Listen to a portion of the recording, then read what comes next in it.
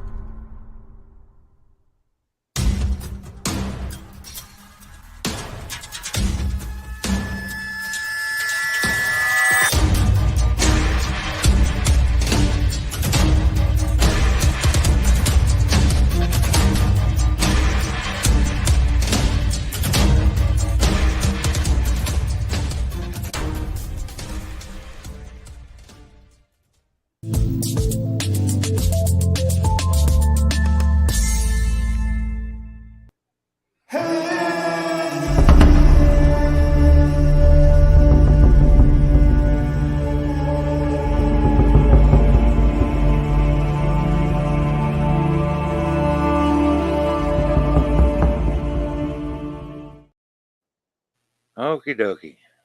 Oh wow, that looks even cooler on the screen. Awesome. Did you guys actually see the second video? No, I didn't see either one. I didn't. So I did. I saw the one with like a dungeon master pop up and all our little minis on there. Yeah, every time the game starts, I'm going to play that Blood World video. It's going to take a couple of minutes. Even if you can't see it on the screen, it's playing. No worries. Okay. All right. So here we are. As you can see, it's something a little bit different. We are not doing Princes of the Apocalypse today. Unfortunately, Steve Shadewing Sellers couldn't be here today. He had other commitments and had some technical problems. So we hope that all gets worked out. So we are bringing you a side game. So whenever we have another commitment or somebody can't come in, we're going to be playing this game and going through it. And we hope you enjoy this game as well. And this one is called Death at Silverlight Manor. And we will have rotating characters depending on who can make it or who can't. But real quick introduction. Death at Silverlight Manor is taking place in a region, a generic region, an adventuring region. And there are two main ports here, Van Bergen, where we're going to be starting off, and Silverlight. And most recently, Lord Eldon of Silverlight Manor was found dead. It's kind of scandalous. It happened in the last couple of days, and rumors of going through the entire region. And people are looking for his son, Lord Varios, to let him know because he is now the new Lord of Silverlight. And here in the town of Van Bergen, this bustling trade town, this crossroads, there are people of all different types, adventurers, merchants, etc., that are going through this town on the way to Silverlight or to other regions to, engage in adventure or trade or whatever it is. There's also a casino. There's a university that studies here. There's all sorts of things. And so people are coming and going, and our intrepid adventurers find themselves in Van Bergen, even though not all of them might know that they're adventurers at this point. We shall see. But I'm going to let them introduce themselves real quick, and then we will get started. I will say that our adventurers, before the game started, were off doing whatever their business is in Van Bergen, and all of them very strangely got a note to please meet someone named Rava Blackwind. Yes, Rava Blackwind at the casino later that evening. So, without further ado, I'm going to go around the horn and let them introduce themselves, their characters, and then we will pick it up from that afternoon leading into the early evening where they've been asked to meet at the casino with a Rava Blackwind. So, first, I'm going to go to Mike. Why don't you go ahead and introduce your character real quick to everybody out there? Okay, my character's name is Ovek. He is a half orc, and he was raised by a family of soldiers who served evil gods and rulers. He went along to honor his house and family name, but unlike my brothers and sisters, I had a human half that allowed me to see the truth about what we were doing and how wrong it was. Since then, I have abandoned them and moved on to try and find my own place in the world. However, I have not been much accepted among humans or among orcs, so I found myself wandering to this town in hopes of finding some sort of path to go on to. And that is when I received my note to meet Mrs. Rava Blackwind at the casino. Outstanding. So next, I'm going to go to Jen. Who is your character? If you could introduce her to all of us. My character is Coral. She is a Yuan-Ti. And you see her, she is completely black with yellow and red stripes. And she recently was in the middle of transforming from a pure Yuan-Ti into the more snake-like form when her father's enemies attacked her and tried to kill her and then threw her in a graveyard. So she has awoken in a graveyard with the healing of the grave clerics who have now claimed her for their own. So she's a little bit confused at the moment. Hey, Pops. Outstanding. Next is Professor Thaddeus, played by Jeff. Why don't you introduce the professor? Gladly, young man. I am Professor Thaddeus Ordo. I am a member of the august body of the Academia Authoritarium. We are let's call ourselves a collective of individuals who see to the order of the realm. It falls upon members of our august body to make sure that the laws are upheld and knowledge is stored and kept for future generations. We will keep the barbarians at the gates and ensure the survival of civility. I am quite aged, as you might perceive, and yet I have of late spent a great deal of time in limbo studying with an enchanting group of folk called the Geth Zarai, where I have learned fascinating disciplines of the mind, which I have used to overcome the frailties of my body and perhaps even rejuvenate myself so I may continue my service for many, many years to come. I have come to this town because there are rumors that the death is a thing of suspect nature, and this cannot be allowed. The law and order must be preserved. Outstanding. And last but not least, we are going to meet the Deep Gnome artificer, Eldon Labarik, played by Greg. Why don't you go ahead and introduce your character, Greg? Excuse me. Thanks, Sam. Yep. I am playing Eldon Labarik. He is a gnome artificer. As he was always good with tinkering, which is fairly typical amongst gnomes, but he always had a fascination with magic as well. And when his village, his town, was more into the clockwork aspects, he wanted to study some of the more mystical aspects of artificing. So he has traveled around. He spent almost a decade with some wood elves, just learning what he could about magic outside. And he also learned wood carving while he was there, which he uses to great skill in his artificing. and he has most recently spent time amongst some hill dwarves, or whatever they're called on the continent that we're on. And he is in Van Bergen because he hasn't been here before. Very good. Oh, forgive me, Game Master. In my age, sometimes one forgets. I do believe I forgot to mention that I am of the Owlin persuasion. Yes, indeed.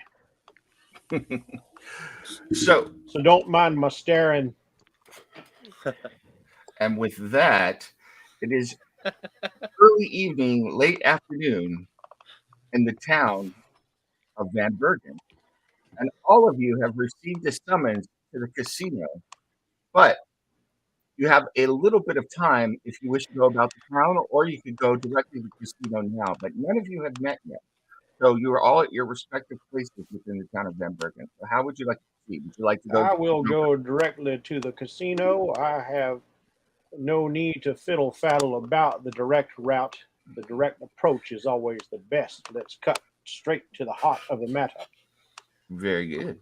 What about you, Coral, or Eldon, or Ovek? Ovac, yes. Ovak. I would go straight to the casino because I do not know anyone here and would not associate with anyone yet. Okay. What about you, Ovak? Well, people most likely don't want to see some ugly type person walking around town.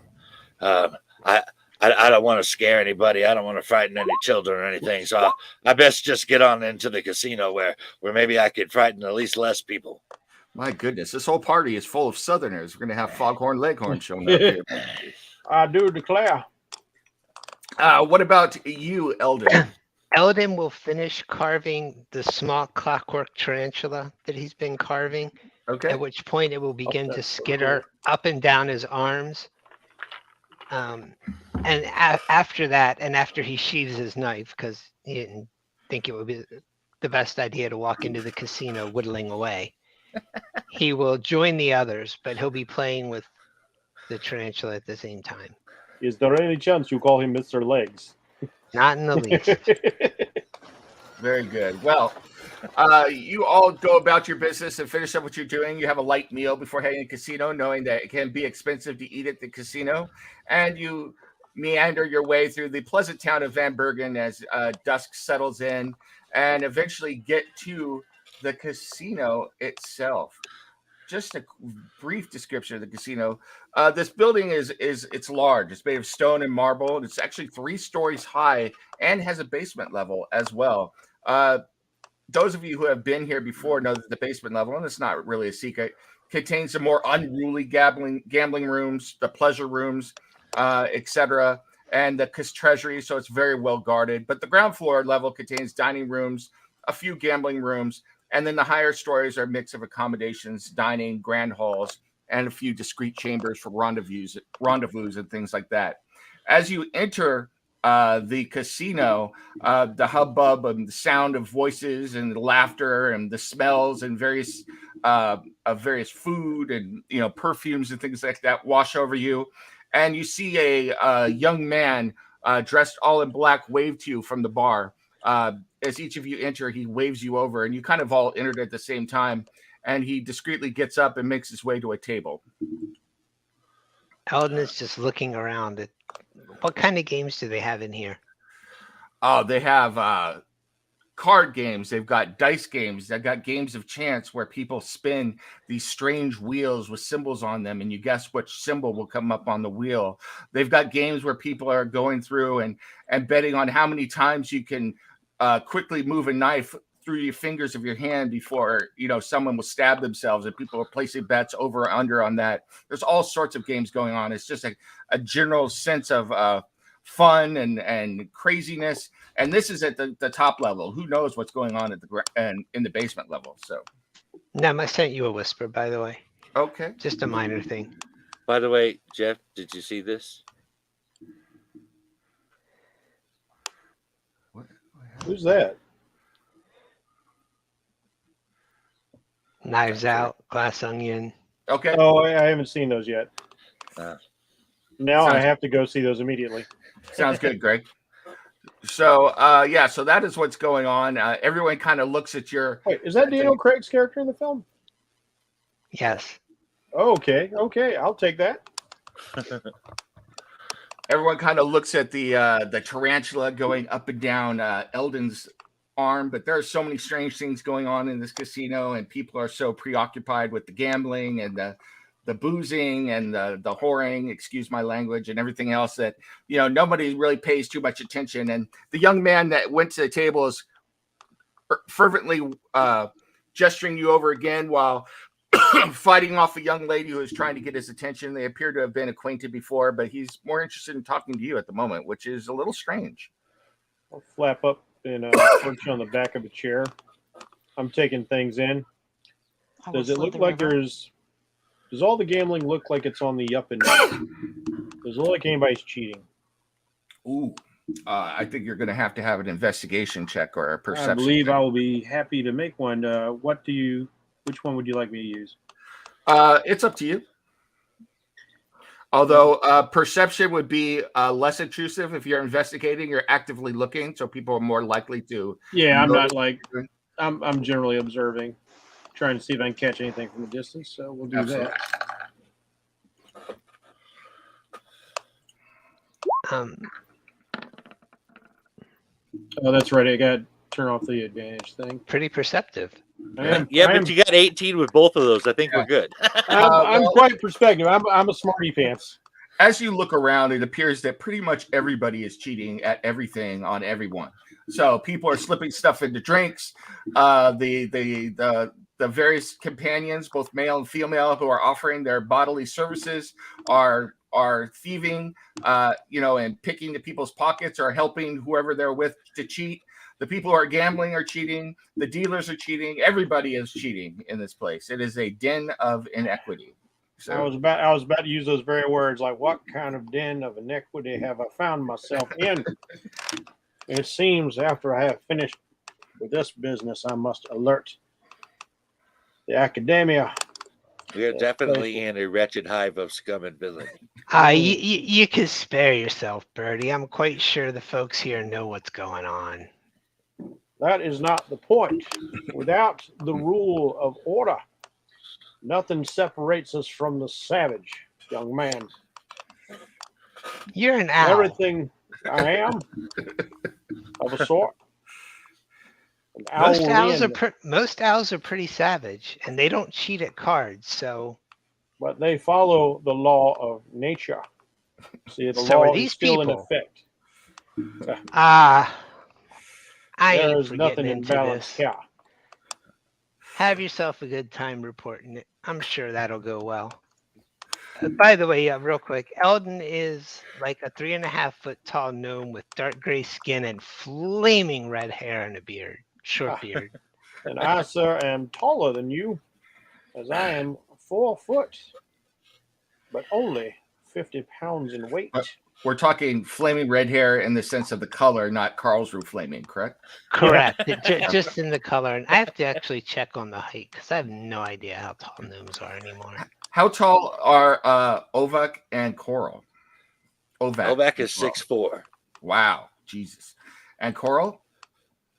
Well, if she's upright with her coil, she's a total of 10 feet, but she would stand at the height of 5 feet when she rises up from the tail. I do declare this young lady has no legs.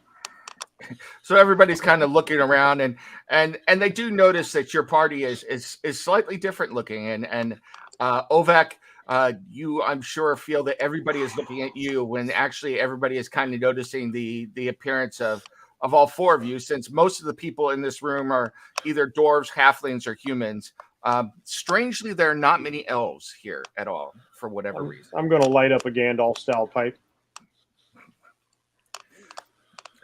As you do that, a couple people kind of nod to you and have their own pipe, and they're offering you some strange, different pipe weeds that give off a foul odor. So, thank you, but no, I will stick with my own brand. A man my age has to be careful. Once again, Rava kind of, the young man kind of gestures you over and waits to see if you're going to come over, and if not, he will probably get out himself and walk over to you. So. I'll walk. Obek Eldon makes will his walk way over over and- to the table. I'll Eldon will slither walk over. over and climb up on a chair, Okay. and he'll let his little wooden clockwork tarantula crawl around on the table in front of him. Obek looks nervous, though, like he's not quite trusting of this situation. Oi! Eldon looks over. You're a big one, ain't you? Yes, I am. Smart. Eldon will stand up on his chair and extend his hand. I'm Eldon. Well, you are friendly. I am Obek. Nice to meet you. Nice to meet you, Ovek. As you're talking, a lady comes in and she begins whispering in Rava's ear.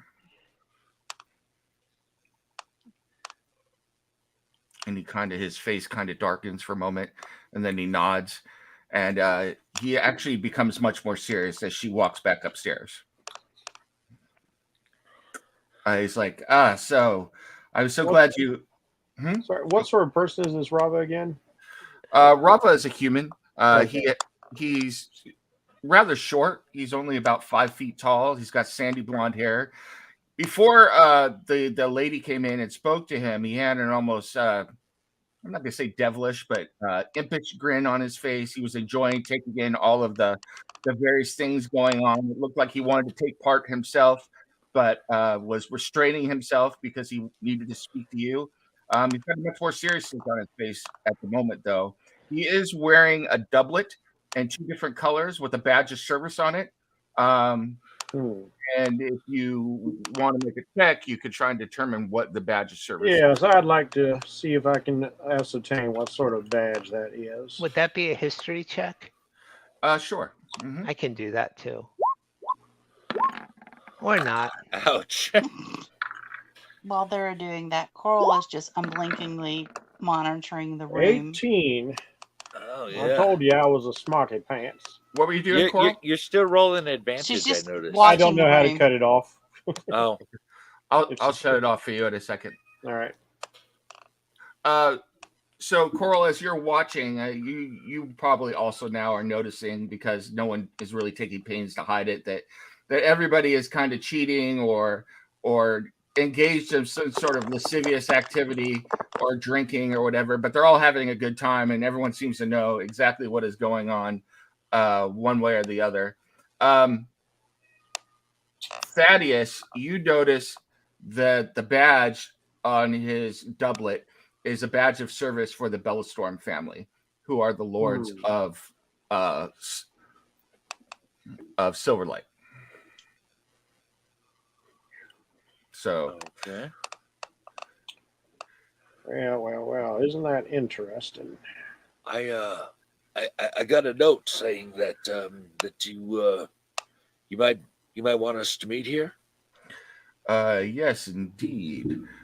I thought I was going to be meeting you alone. I am surprised to see so many others gathered to this purpose, whatever it might be. What in the name of sanity caused you to summon the 4 of us in this town? Are you looking to draw attention? Well, he's Southern too, evidently. He's like, well, I'm not usually. I don't usually do these things, but I needed a certain mix of people, and I kind of asked around, and I had heard that the 4 of you were in town, and you had the skills that I needed to help. How do I say? Well, it's no secret. My name is Rava Blackwind. I am the personal friend and steward to now Lord Various Bellastorm, and well, the Lord and I, the young master and I have been in Van Bergen for many months, and we've been here to further our education, and recently we heard Education. that, yeah, we heard that Lord Various's father had died, and that his steward had arrived here to summon Lord Various back to Silverlight. Unfortunately, things have taken a somewhat darker turn. I've just been notified, but originally I had asked you here because we needed someone to accompany us back to Silverlight, and there were some papers and some how do I put it, complications around the manor that I needed someone to help with. For instance, young Mistress Coral there, I know is very informed about matters of the grave, and we were going to need her help. Professor Thaddeus is very good at researching and looking into these types of things, looking at papers and being able to determine all sorts of those types of information, and so we needed his help. Obviously, Ovak is what he is. He is muscle. You know, he's there to make sure that he keeps all the rest of you safe. And Eldon, well, we're afraid that some of the complications might be of a magical nature. You know, we figured that an artificer, someone who could come in and determine what exactly the nature of magic is, and even perhaps come up with inventive solutions to it, might help. And so I had decided to summon all of you, but like I said, things have taken a somewhat darker turn. It's probably best not to speak of it down here, though. Evidently, young man, it seems like you are expecting trouble. Well, not exactly. Oi, he thinks the four of us are going to join together and become a lawyer. I already have legalese as part of my vocation. Okay, I'm honestly good just dude, happy this Matthew. isn't a trick. Well, this is going to sound very strange, especially in this place, but would you mind joining me up in Lord Various's room upstairs? Well, now it is sounding a little bit like a trick. He has a room in this den of sin. Yes, we had secured this room for the next year. Weren't you listening, Thaddeus? Education. This is not what I consider education, nor Well, proper. we've been well educated while we've been here. So I bet you have, son. I bet you Your have. standing continues to drop. but if Exactly. if you could join us upstairs, I could probably make things a little clearer. There are a lot of ears down here, and well, Yes. the Everyone, Bellsworm family. though I do not know you, I would recommend all of you hold tight to your purses until we are someplace less open. Oh, Now no. that we are supposed to go to some other room and meet some other people, I feel like holding on to my weapon, but I won't draw it. How's that? That's fine. Believe me, we are. Well, I'm a lover, not a fighter. You know, I occasionally pick up the odd thing for people here or there. I can acquire stuff, but you know that's fighting is not my thing. And you know, Ovak, we brought you here to make sure everyone stays safe. But believe me, when well, I hope that you're not needed. No offense. Well, Lad, you'll pardon me if I'm cautious. I've been in many towns, and I've been tricked many times. People that look like me aren't well accepted, and people tend to like to do very cruel things to me. Well, no offense, but people that look like you look dangerous and look like you are very menacing and out for business. So you've been hired specifically for your looks because you look like a dangerous, competent individual. Oh, okay, well, lad, thank you.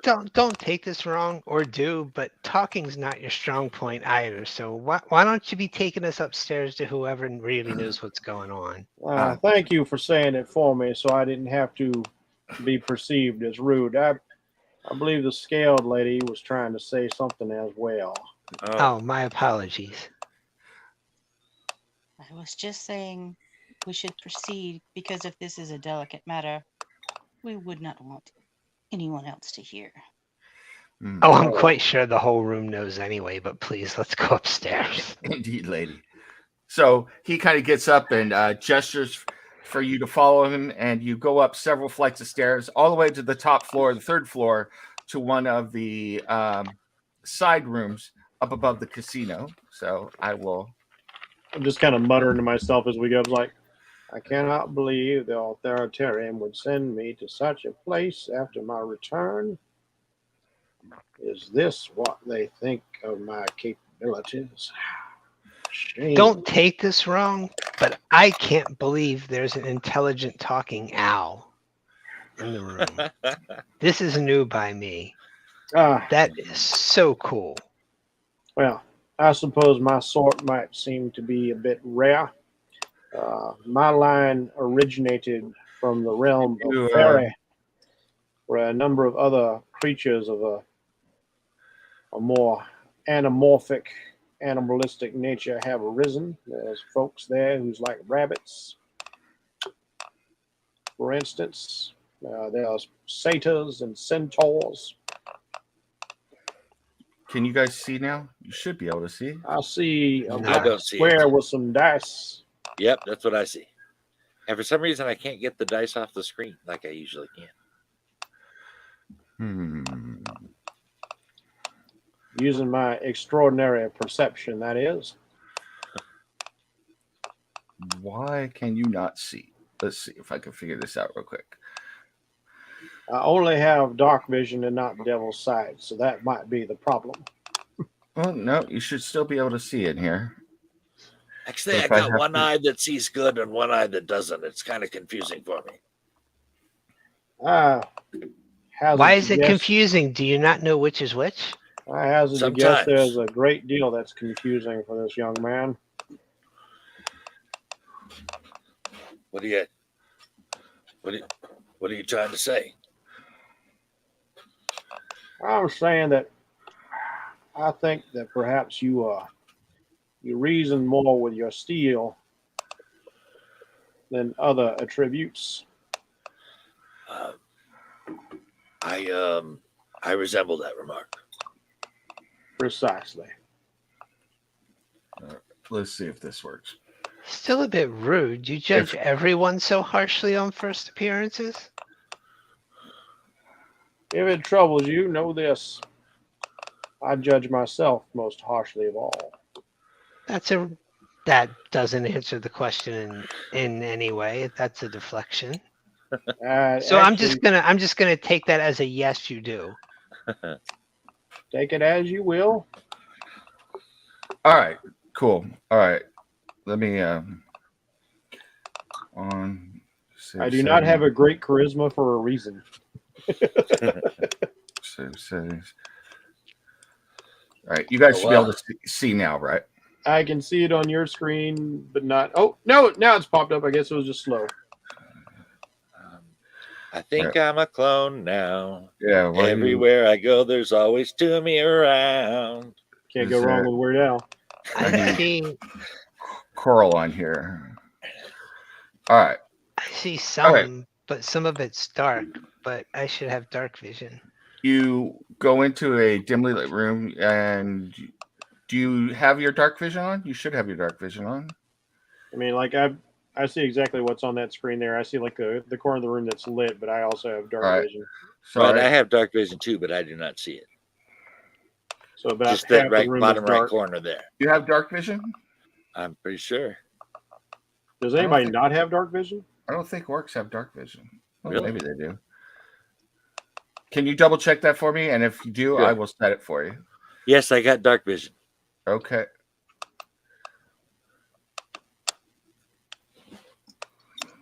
$60 feet. I gotta pull it up again. Yeah, 60 dark feet standard. vision, 60 feet. Yes. I need my dark vision too. Why didn't I save this?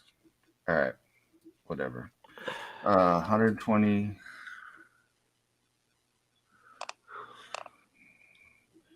Save settings. There we go. And all right. Hang on, let me look about. So I'll describe briefly. You've walked into a finely appointed, very richly appointed room in the upper part of the casino. You see the same young lady who came in before to speak to Rava is there, seated at a table. You see a young man seated at another table with Rava sitting or standing opposite him. but laying on the ground, you see a dead body.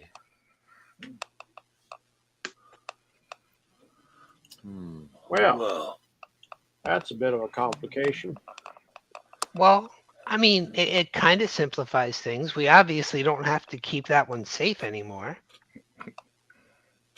Do we? Does seem apropos for this establishment, given the debauchery downstairs. Okay, lad. What Carl says happened? nothing to What- nobody. She goes to investigate the body to see if she can determine what the cause of death was. Sure. yeah. If you want to give me, you could either do a. I will assist. You could either do a medicine or arcane check on the body. Let's go with medicine. Eldon just looks at Ovac. And you gotta respect a woman with that kind of dedication. Walks in the room right to the dead body. Did It it is do? what I'm here for. So you got an 18. Yes. You kneel down next to the body and begin examining it. Your hands running over the body and looking at various markings, and then you turn the body slightly over and you notice a slight discoloration. You bend over to examine it more closely, your tongue flicking in and out, and then in eagerness and excitement, as there's a mystery to be uncovered here.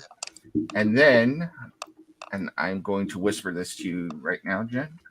Ooh, whispers.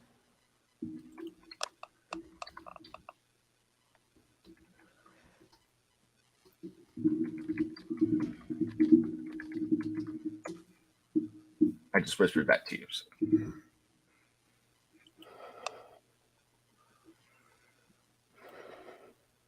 How exciting, our first whispers of the game. I will lay the body back down and just look at Rava and the young lordling. It's like, do you know what caused this? No, he'd arrived. We had been speaking. Lord Varios kind of looks around and he goes, he arrived. We had been speaking. He told me about the circumstances of my father's death and some other things. And that, and this was earlier this morning. And then I had asked Rava to secure some people to help us return to Silverlight, and to do an investigation. And presumably you are the people that he contacted. And we were sitting here getting ready to order a meal, and suddenly he clutched at his heart, screamed out, and fell over dead as you found him. I sent my maid, Jess, by the way. This is my maid, Jess. This lady is also my companion and comes to join me in our travels and take care of my whatever my needs are. She came with us, and she went down to inform Lady Rava or Lord Rava what had happened, but he simply fell over dead. I'm surprised as all of you. I mean, Glimmin has been in our service for many years, but he's not old by any means, as you can see. How long ago did this happen? Not more than 45 minutes ago. We've been here stunned, and we've informed the local authorities, but as you know, this is a port town, and they're not very prompt in coming here. Most of them probably think that he fell over dead from some illicit substance or poisoning or something else. They'll get here eventually, I assume. But I want to check his fingertips, his gums, his tongue, and pry open his eyes and look in there. okay, Was his death perhaps what you and Maid Jess there were arguing about when we were approaching? Well, we weren't arguing. Jess is very upset, and understandably so. She wants to return to Silverlight as quickly as possible. I'm not over eager to get back, but I do need to return to Silverlight, and that is kind of what we need to speak to you about. But obviously, other not more important, but other matters have now arisen with the death of Glimmin. Well, I can assure you I am a master of poisons. This was not a poisoning, but something more sinister. If this is what we have to look forward to an inspection of your father's body, be prepared, everyone. More sinister? In what way? And he looks at Thaddeus. I've seen people check for poison before. You did not see poison, I Master must Thaddeus? I must concur with the lady. I find no discoloration of the soft tissues or indication that he touched anything of a toxic nature with his fingers. Well, Rava is associated with you all, so you're Miss Coral, correct? I am. Well, what do you mean by more sinister? He was killed by the shadows. Killed by shadows? Is that possible? He looks at Rava and Jess, and they kind of shrug their shoulders. Neither one of them having heard of such a thing before. There are many ways to lead that lead to the grave. This is I'm sorry, Miss Coral. The shadows. What are the shadows? How do I explain that, Nim? I'm not familiar enough. It just sounded not like he was killed by shadow. That sounded oddly specific. You know that the plane of shadow, which you're familiar with from your religious studies, can sometimes manifest creatures or animals in this plane, which are able to materialize and interact with people and objects here, but still have some of the chilling effects, including being able to bring part of the plane of shadow on with their touch and cause people to die. So, And I look at him unblinkingly and go, there are many planes in this world, and the shadow are known to be quite adept assassins. Okay. I knew there were shadows. I know there are other planes. I just never heard of these shadows being referenced as having killed someone. That's new. That's creepy. If I'm not mistaken, I have heard tales of creatures of darkness that can draw the life from one with a touch. So that's the rumor. Okay, Miss Coral, forgive me. This really isn't my specialty, and you seem to know. Is this something that they tend to do just for the fun of it? Or is it the kind of thing that someone gets them to do, binds them to do, makes a nasty deal with them to do? Correct. It is more of a summoning or a contract. So someone had a shadow kill that boy. Correct. Oh. Well, it seems that I need your help even more than I thought. Rava, have you told them what it is that I want them to do? Or actually, I could ask you: Has Rava informed you of what services I need from you? I'm muscle. Well, Yes, he is. True, but there's a little more to it. I mean, all of you have your parts to play, I believe, but I do. I mean, from what he told us downstairs, this started out being about estate planning and maybe some minor investigation, and now there's a man dead on the floor because of shadows. Yes. So I think maybe we should do a reset on what it is you're asking us to do. Well, If that's okay with y'all, big guy, Birdie, Oh yeah. Miss Coral. Yes, Professor I would like. Thaddeus, if you please. Things certainly. are Alright, getting Thad. more complicated by the minute. I No would problem, agree. Thad. Well, I will Glibin, not be answering to anything other than my name. Gotcha, Tad. the man on the floor, Glimmin Harpsong, was the steward and assistant to my late father, Lord Eldon of Silverlight Manor. And he arrived to give me this. And he holds up his hand, and you can see the silver sigil ring of Silverlight on his left hand now. He's like, he went on to describe to me, how do I put this? The manner of my father's death. It was quite horrible. And evidently there's No. Details. Yes, don't skip over such a thing. You As, tell him, as T-Man. distressing as it might be to you, every detail is important. Well, evidently, several weeks ago, well, I should go back a little. My father sent Rava and I, and Jess joined us here, to Van Bergen to enter the local university and to study here. I'm ashamed, since Professor, I'm assuming you've been at the university. You've never seen me at the university. We've been getting a different kind of education here for the last 3 I months. dare say that's accurate, young man. Well, we have been enjoying all that Van Bergen has to offer, and I've been learning a lot about the outside world outside of Silverlight. But I To your digress. detriment.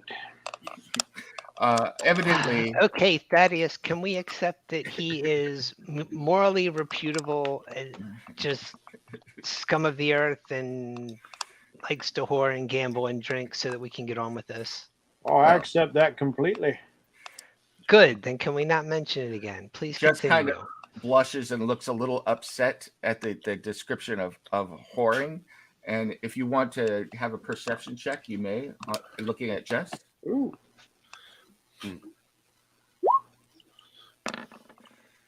16.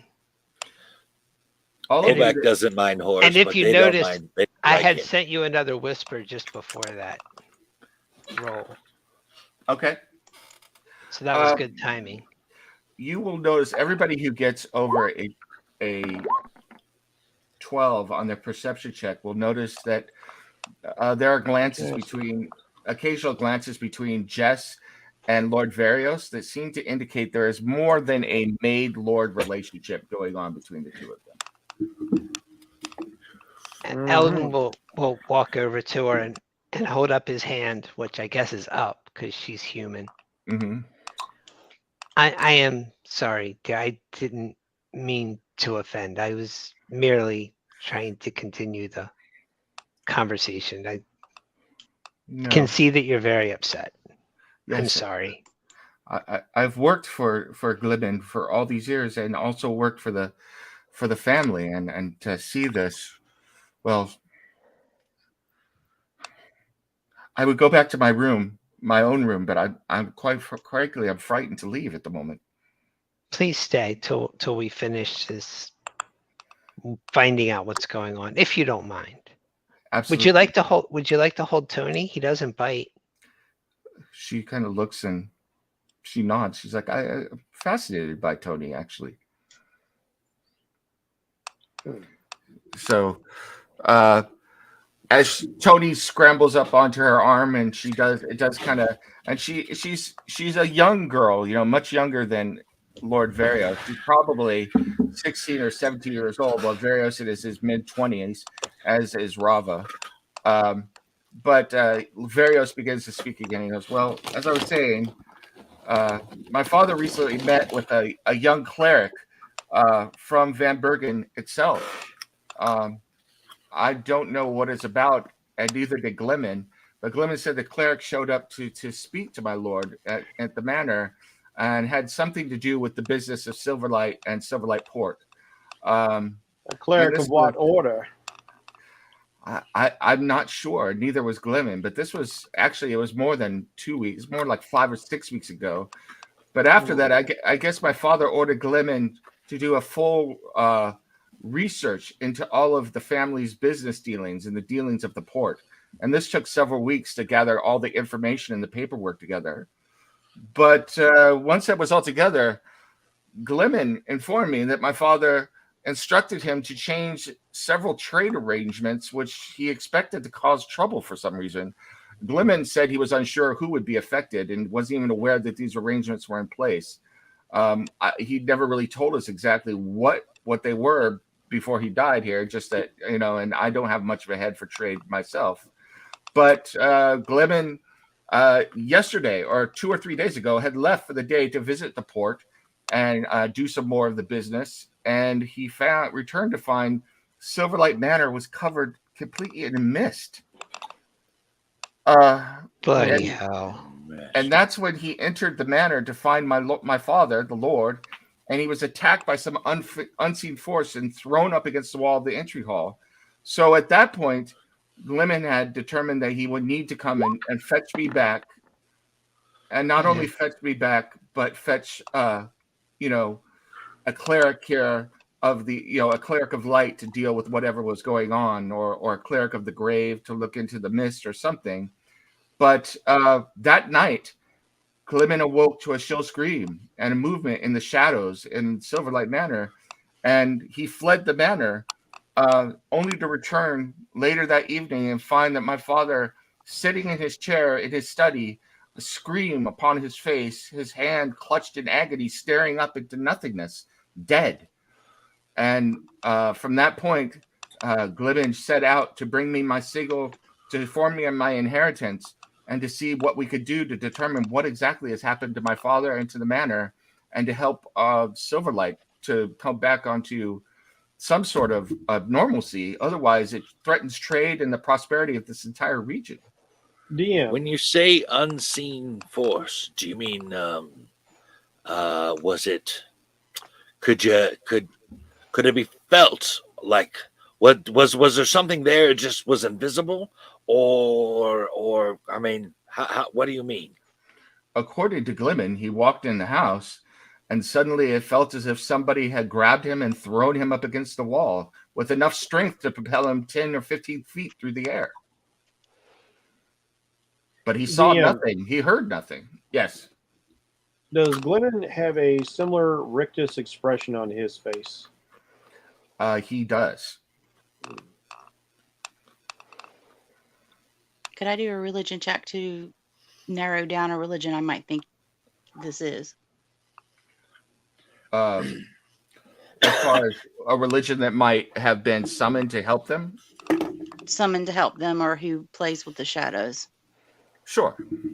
Plays with the shadows, summons odd mists, kills people who muck about with the sea. You do a religion check. Are you trying to tie this back to Umberly again? There are any number of religions that could possibly, or groups that could traffic in evil spirits or shadows and things like that. It's hard to determine just from this information what that might be. As far as someone who might have been coming in to notify them, there are two that would be at the top of your list. One is the clerics of Tyr, who deal with justice and making sure that the laws are followed throughout the region. The other group of people. The other are the clerics of Saren Ray, who deal with light. Okay. I'm wondering what I am to fight with unseen creatures or whatever, and shadows, and none of these things are things I can hit with my sword. Well, to be perfectly honest with you, sir, I'm hoping you don't have to fight anything, but this comes to the business that I need.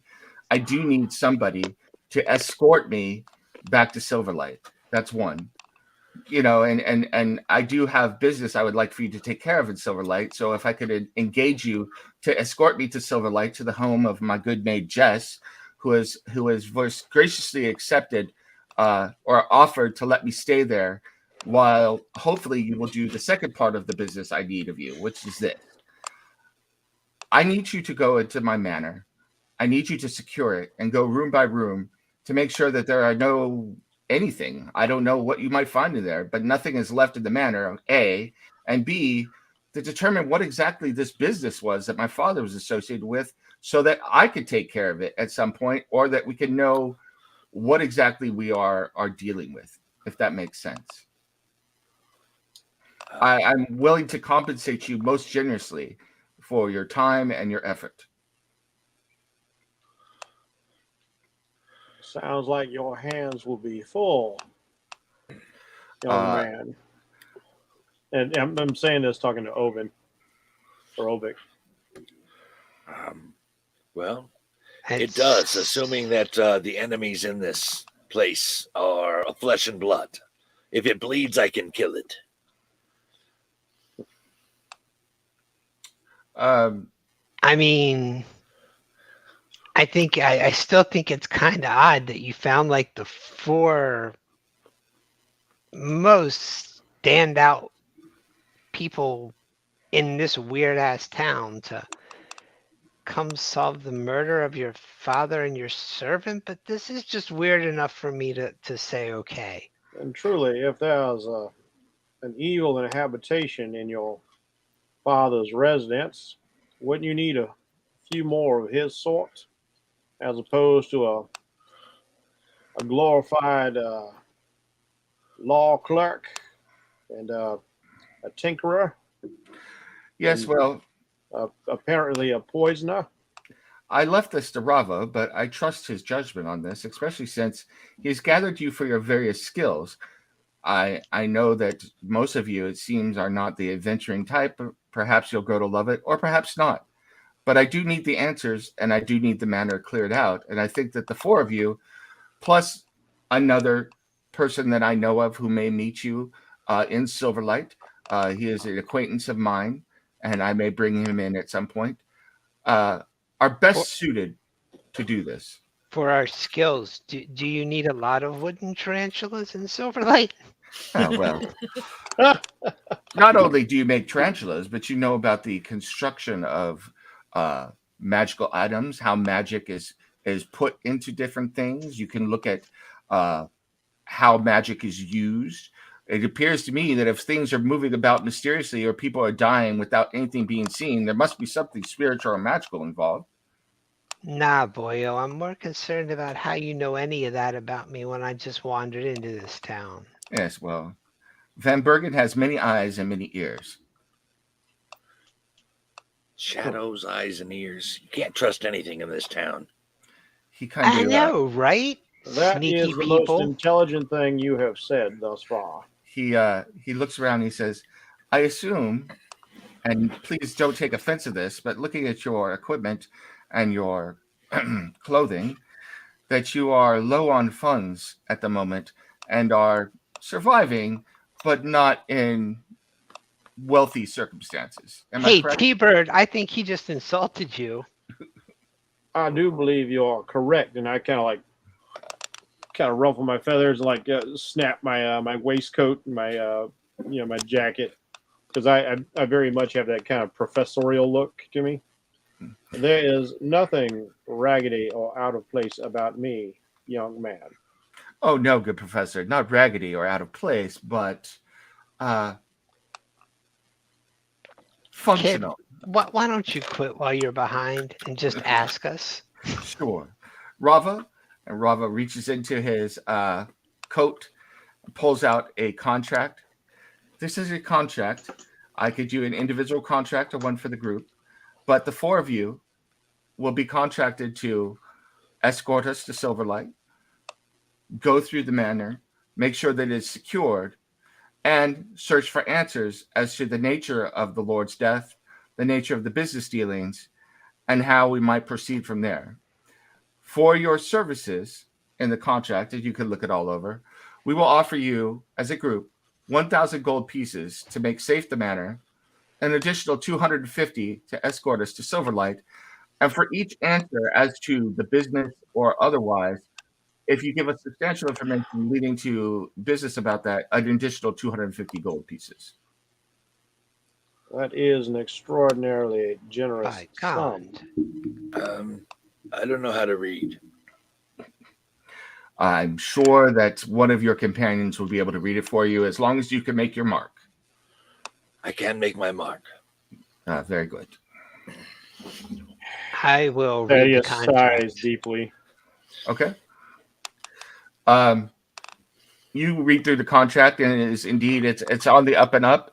It stipulates that for securing the manor, you'll get paid 1,000 gold. For escorting them to Silverlight, you'll get 250, and for each substantial piece of information. So, in other words, once you're going through the manor for paperwork or things that determine how the Lord died or what the nature of the business was or who might be behind this, each of those pieces of information is an additional 250 gold that you could provide. So if you find out, oh, go ahead. So, like, if you found out 3 specific pieces of information, that'd be another 750 gold. So, I find myself wondering. This is a rather princely sum for what seems to be a reasonably straightforward task. you would think on both those manners, but rather this is a rather, I'm not going to say small sum, but it is a reasonable sum and one that I'm more than able to pay easily. That's Correct. number one. Number two is that things always seem straightforward until you get into the middle of them. Isn't that correct, Professor? That is correct. I mean, I would tend to agree with Thaddeus here. You are offering quite a bit of gold for what seems simple, but then again, Shadows and Mist have reached out and killed 2 people, and you seem completely unequipped to deal with that. Indeed, we are. I am not a fighter. Jess is not a fighter, and Rava is good at, how would we say it, Rava? Acquiring things, and he nods. Yes, acquiring things, and he's a very good friend. But none of us are used to these types of things. And to be perfectly honest with you, we've never had a guard or anything else like that on Silverlight. Everything has been handled by the city watch or whatever. So it's been fine. Let's see, where's he standing in the room? I see the maid really clear. I don't know. Ovak, you in for this? Well, it sounds reasonable. I don't know what I can fight with the shadows and the unseen forces and the mist. But I'm willing to bring my sword along and do what I can. Oh, there's always something for a sword to hit, boyo. You hear Jess gasp a little bit, and she grabs Eldon's hand and points towards Glimmin's body. Let's look at Glimmin's body. What is that? Everyone give me a perception check. Okay.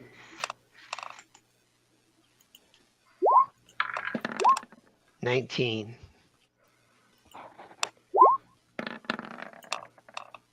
All right, I gotta change Mike's all your We're all advantage things. Yeah, there.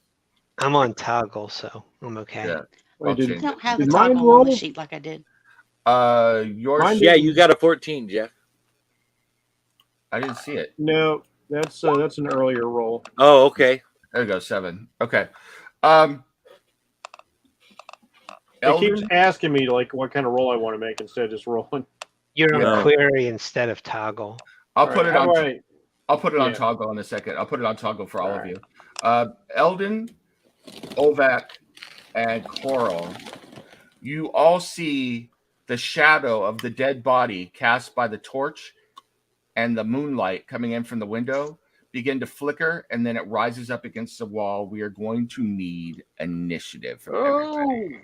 I was just going to say, I'm pulling out my sword. So go ahead and make sure you click on your character and go ahead and roll initiative. That's right. Click on the character. And I'm going to change the queries for you guys real quick. So, Yeah, 20. and then we will get right into this. So you are going to be toggle. Oh, 18. Okay, my sheet keeps doing Yeah. things without me. that That's was you. me. That's me.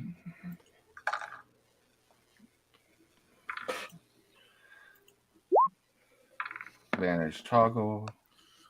Boom. And Ovek. Advantage toggle. Well, if anybody's going to get a 20, I want it to be the muscle. And so Ovek, Coral, bum, bum, bum. Yeah. And let's move this to boom. You should be able to see it now. Yep, I see it. Just sitting right on dude's face. Yep. And let's roll some initiative for that. Don't kink shame.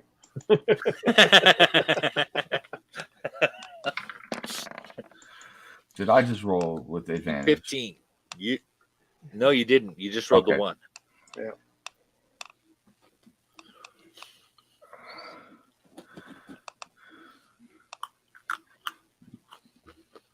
I just want to make sure that I've got advantage and all that BS turned Oh, off man, on here. that's too bad. I was getting ready to intimidate that twerp. All right. So, and let's order this. Descending, which means Ovak was going to go first. So, Ovak. Jess gasps and points towards the body of Glimmin. You see the shadow elongate from the shadow that was being cast by the dead body and rise up.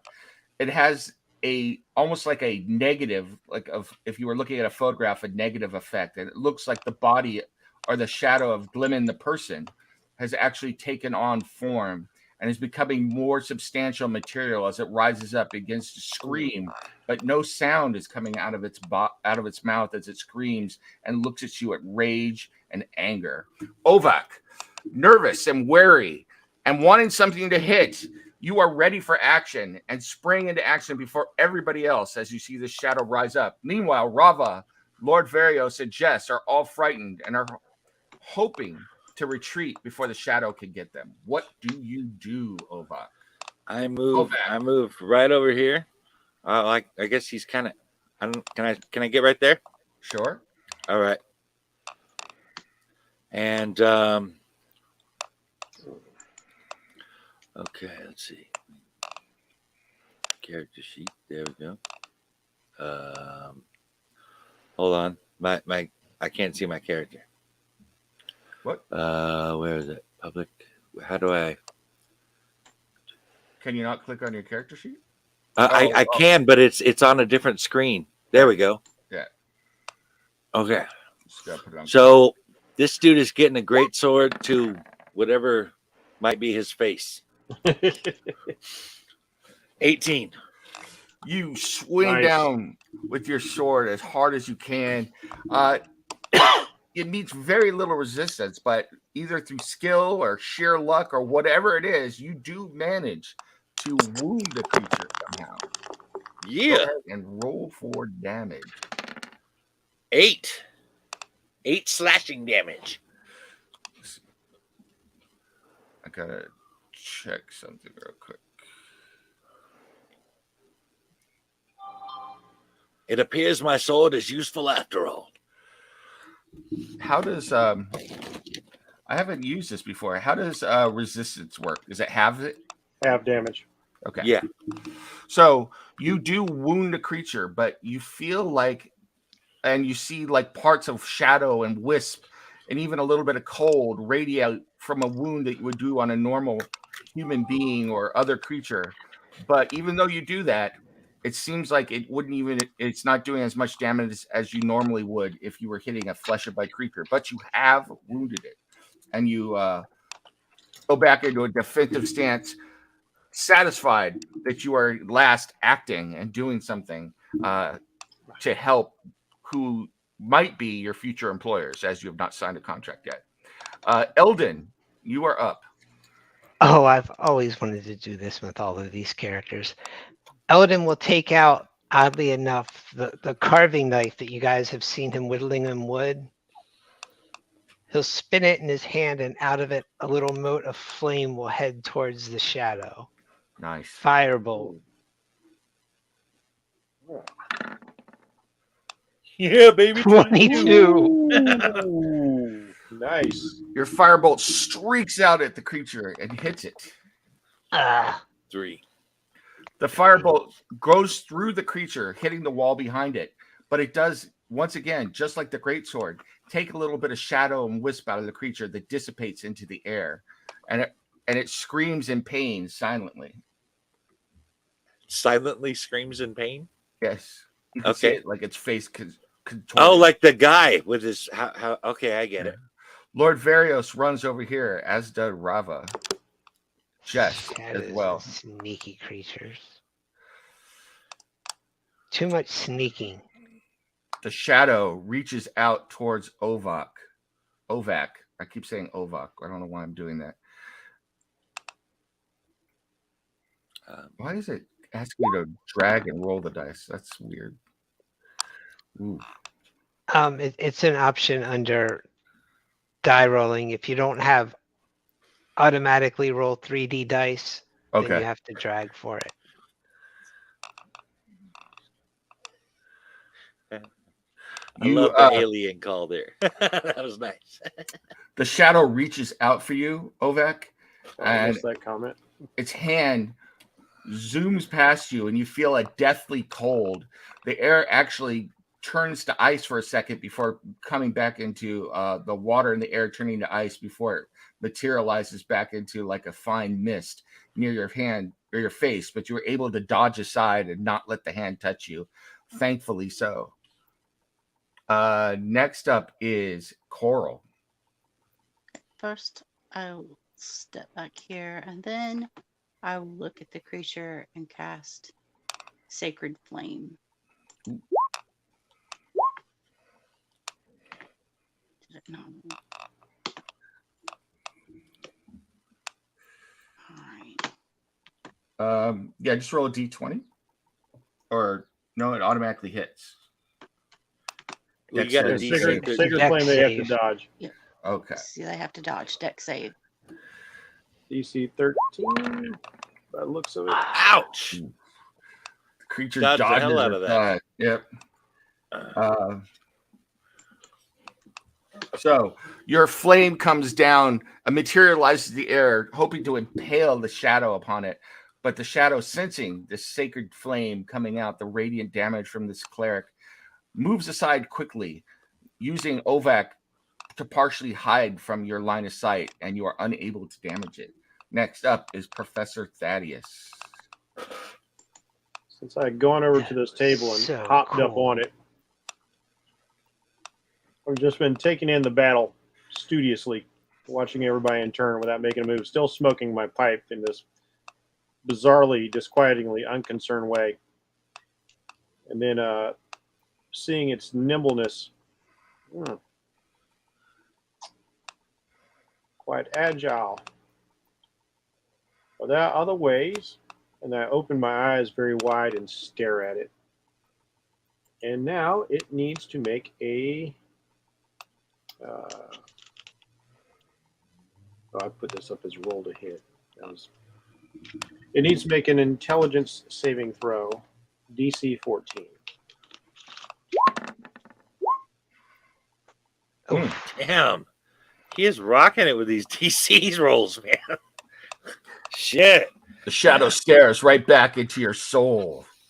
I kind of narrow my eyes a bit.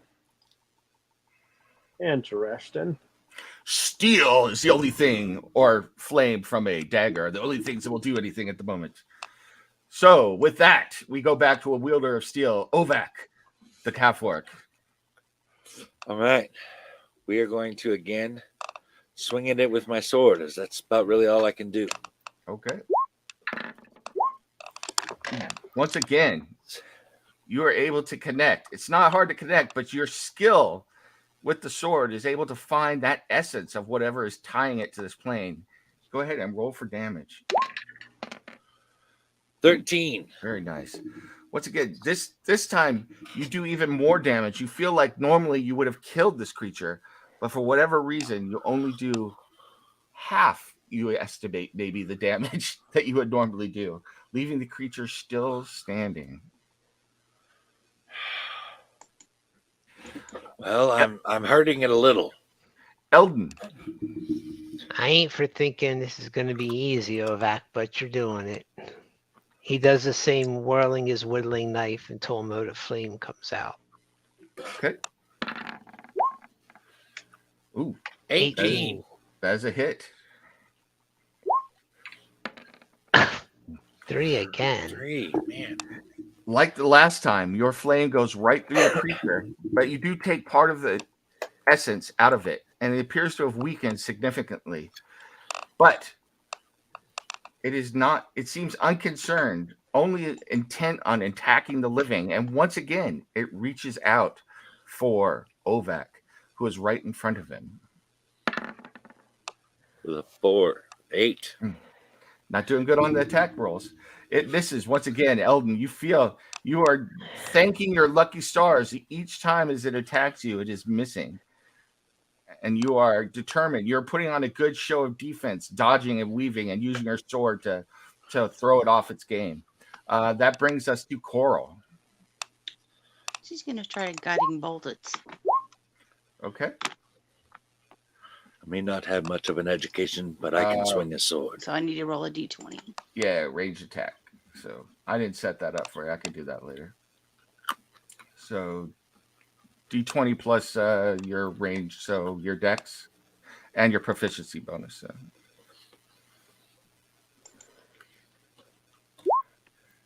Oh, wow. Okay, that's a hit. Oh, and it's radiant damage. Yeah, give me that 4d6. Yep. Damn. Did we find the type of damage you don't have a resistance to? You may have. Let's see what happens after she rolls her damage. So Coral extends her hands, clutching at her holy symbol, and a radiant bolt of light shoots out, streaking towards the shadow. It envelops it, and this time the shadow actually screams as the light tears into its being, ripping it piece from piece, and then the shadows disappear into smoky tendrils that eventually disappear into nothingness, into space, and the shadow is gone. Very nice. Wow. Disappointing. I don't remember what your character's name was, Jen. Coral. Coral. Very well done, Coral. I'm impressed. Lady Delayed. Coral, that was most impressive. Spirits usually do not like me very much. You invoke the name of Boja as you do so. Right? So Reva and Varys and Jess are all looking wide-eyed and scared.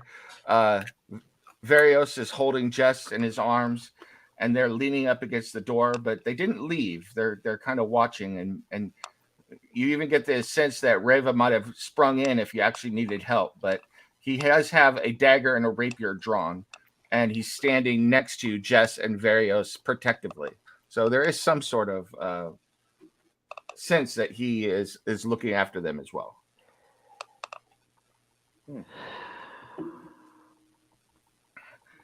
You well? Lord Varios looks and goes, Is it gone?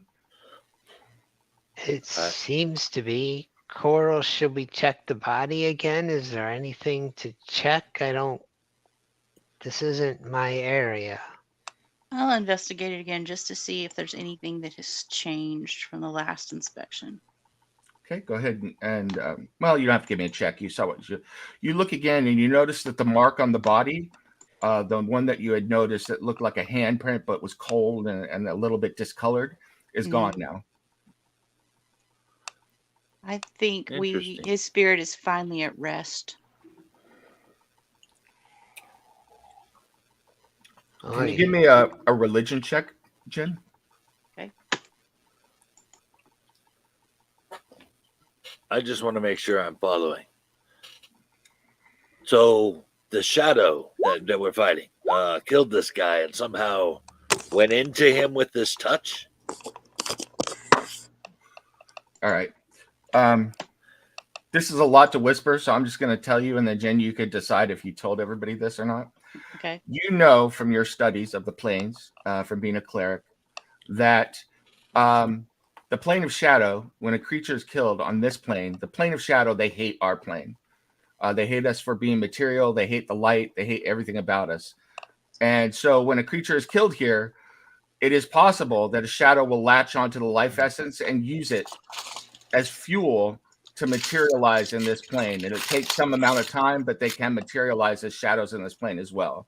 So the plane of shadow is always trying to find a way to leak into our plane of existence. And so you theorize it's possible that when the shadow killed this man, that is what has happened, that it opened up like almost like a mini gateway for another shadow creature to be spawned here, which is what happened. This is not uncommon among the shadow plane. They always are trying to come to our plane to wreak havoc. So he did go into that guy. Correct. Wow. Varios is like, is this what happened to my father? Without inspecting the body, I cannot confirm that. Who would have done this? As you can see, I need your help more than ever. Will you sign the contract, the four of you? Believe me, after seeing you in action right now, I believe that you are the people to help me with this. I will, because I do not wish for these creatures to inhabit our plane. Thank you, Lady Coral. I Ovak, nod my head at him. will you Yeah. lend your sword to Lady Coral's mission to rid the world of this? I will. Thank you. How about you, Eldon?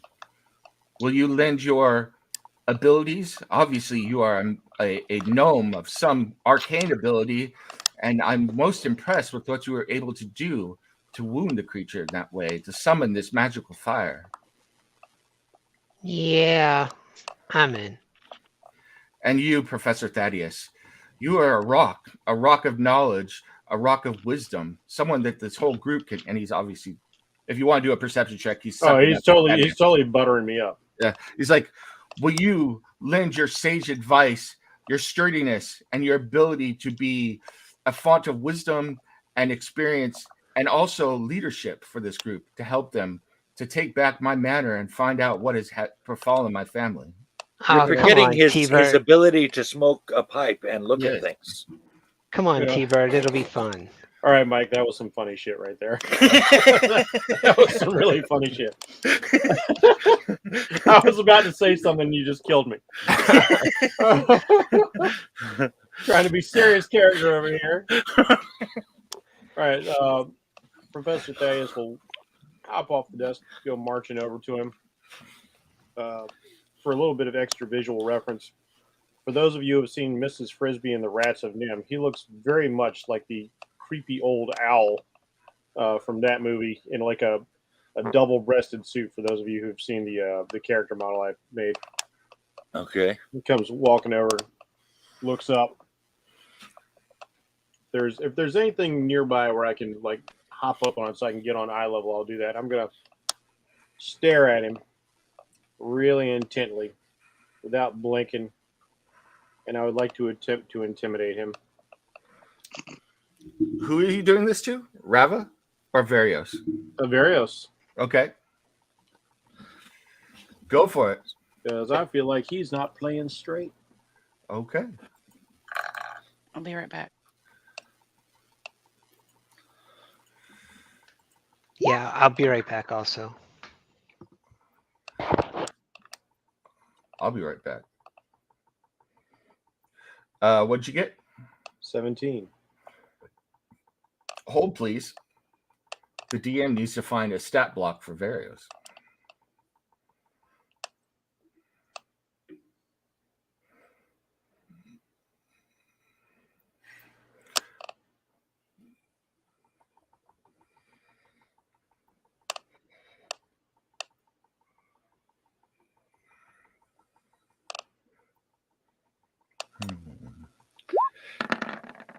Oh, Lord. Which one did I roll first? 14. Varios looks at you and stares into your eyes, and then he's able to hold your gaze for a moment and then kind of backs away. He's like, Professor Thaddeus, what is... If you don't want to go, please just say so, but I must ask you to please back away and stop trying to put your rather indomitable will upon me. Well, I would be happy to oblige, young man. If you are to play straight with me, that is. Well, what is it that you think that I am not playing straight with I you? think what you are not doing is telling all that you know. I assure you, Feel it. I've told you everything that I am aware of. I was here, let's be honest, enjoying myself and wasting away the days here in enjoyment and fun and absolute wastrelhood with Jess and my companion here, and not doing my education as my father wished because I wanted to get away from Silverlight. I had no interest in what was going on in the Silverlight. I had no interest in what was going on with my father. And until Glimmin showed up here and informed me of all of this, I had no idea any of this was going on. But I am not without honor, and I do know my duty, sir. And so I am determined to go back to Silverlight and take up my lordship. But there are things that must be done before that can happen. And that's why I've engaged all of you. I imagine having a lordship would come with certain privileges. It does. Mm-hmm. And responsibilities. Such can be shirked. As They you could. have proven capable of already. Yes, well, my father was in his prime. I was his heir, but he wanted me to get an education, but an education in what? I've been around trades and ports for quite a while. Yes, I'm not familiar with it, but I've always had a steward to take care of those things. I've been raised on my father's need to be able to take care of these things since I was of a lad. But now I wanted to go out and see the world beyond Silverlight. I'd never been here before. If I could go to the capital, I would have. Van Bergen was the next best thing. You must have been young at some point. You must understand wanting to get out and enjoy the world a little bit. At least I presume you were young at some point. He looks at Eldon and Ovak and in for sympathy. I was never what you might consider as young. However, a crime has been committed, more than one now. And I'm here to see that order and justice are restored. So I will add my mark to the contract. Very good. You hear a knock on the door, and the door opens, and the city guard walks on. And we're the city guard of Van Bergen. We're here to see that order and justice are restored. Where's this dead body? That is, well, things are looking up, I suppose. Who has killed this person? Was it this owl creature? Perhaps that snake woman over there. Did they kill this man over here? Arrest them all. Have a care, young man. It speaks. It We all wears speak clothes here. and smokes a pipe. What did you expect? Oh, it smokes a pipe. Let it go. Perhaps if you used what was beneath your helm instead of the biceps flexing in your arm, you might observe and consider. He takes his helm off. Sir, I am bald, and unless you wish to spend a night in jail, you'll speak with respect for the honorable guard of Van Bergen. Anyway. Okay, I'm about to pull some shit. Okay, but can we meet the honorable guard? Because I would like to present my emblem of the Academia Authoritarium, and I would like to use my feature legal authority, which means I have authority to enforce the laws, and the statute and the status inspires a certain amount of respect, even fear in the populace. People mind their manners in your presence and avoid drawing your attention. They assume you have the right to be wherever you are. He notices the symbol and kind of steps back for a moment. Oh, As I said, young man, have a care. My apologies. What has happened with the body? Have you determined how this person died? Someone must be arrested. A creature made of shadow slew this man and has been dispatched by the large half-orc over there and the efforts of the serpentine lady as well.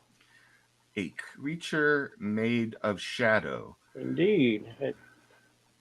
The very facsimile of that man cast in darkness rose from his body and attacked us, as these all can substantiate my claims.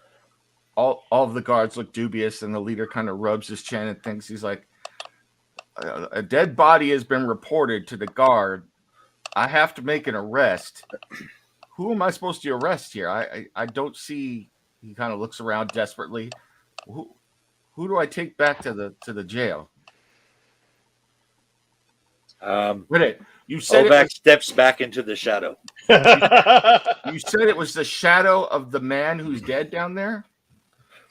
Yeah, Yes. arrest him. So he looks at two of his guards, and they go over and they put cuffs on the dead man and begin to haul him up onto their shoulders. Like, very good.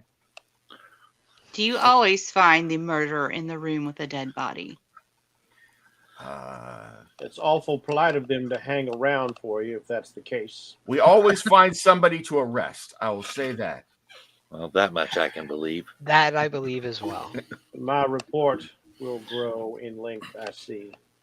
Very good. I'm so glad that you will give us a favorable report. Perhaps we'll even get a bonus. And with that, they walk out with the dead body.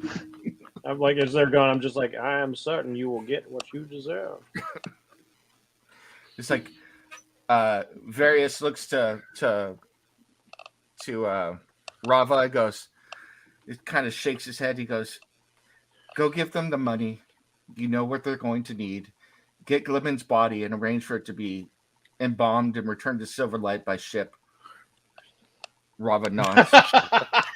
Yes, that's great. That was awesome.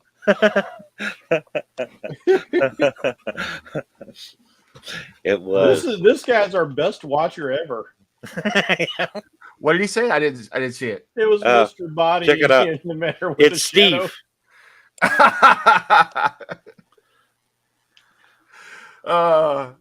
Okay. He goes, Oh, is that Steve doing that? Yep, Yeah. that's Steve. Oh, that's fantastic. and Various Rava nods and leaves the room. And Various looks at all of you. Jess and I must. I think we need a break after all of this rather unfortunate business. Would you be able to escort us, perhaps starting tomorrow afternoon, back to Silverlight? The normal journey is a couple of days. I'm sure that you would want to take some time to provision yourselves for the journey. I'll have a cart and horses and provisions and all of that. But if you need to look around for equipment or anything like that, you could do.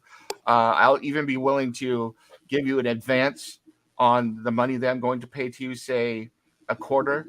So I could give you 250 gold to go through the town if that is what you wish. I have a steed, but I am. The sooner we might depart, the better. So, at your earliest convenience. Well, it is evening, and it's not overly dangerous, the roads between here and Silverlight, but I'd prefer to spend, we're going to have to camp at least one night. I'd prefer not to spend 2 or 3 nights camping out in the wilderness between here and my home. So if we could leave tomorrow, that would be wonderful. But you didn't ask, would you like the advance, or do you have enough money to cover any equipment you need on the way? And I could give you your full sum once you secure the manor. Oh no, we'll take the advance. Very good. And he kind of goes to the chest in front of the bed, goes in, and you can see that it's full of quite a bit of coin. And he counts out 250 florins of this region and hands them over to you. As agreed, 250 florins.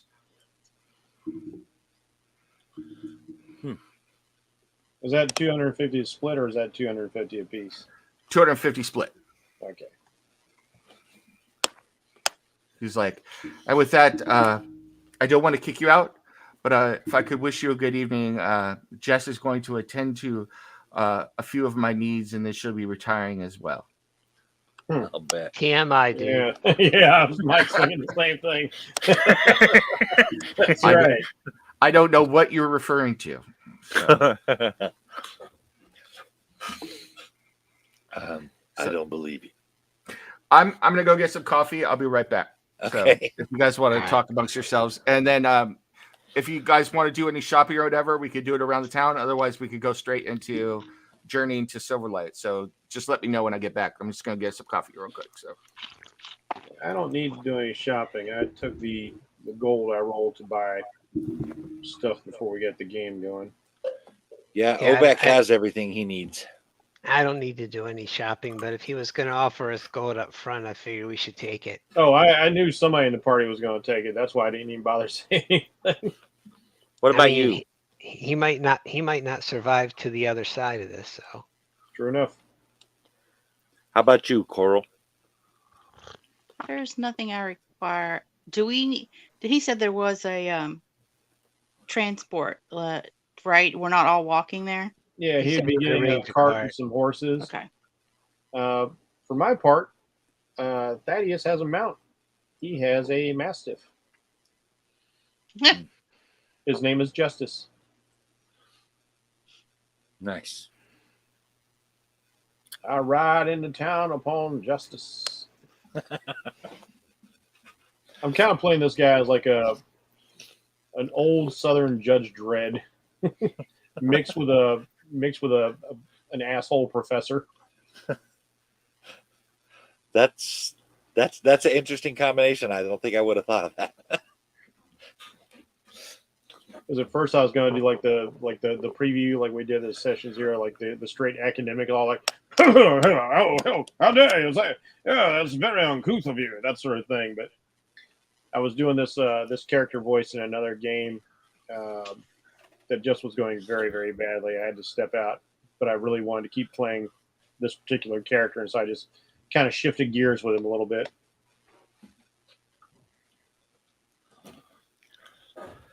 I thought it would be cool to do something with a guy in conflict with himself that's very insecure. I kind of based him off of I don't know what you like.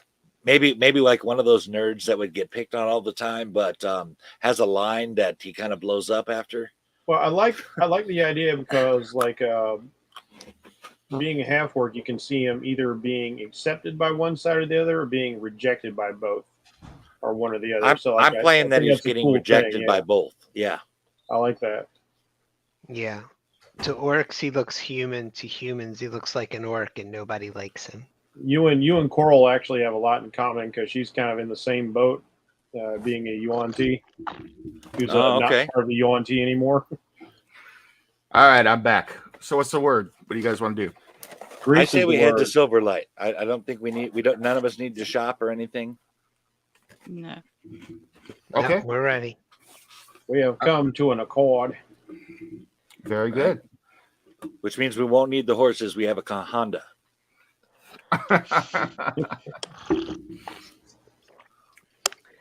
So, let me see real quick.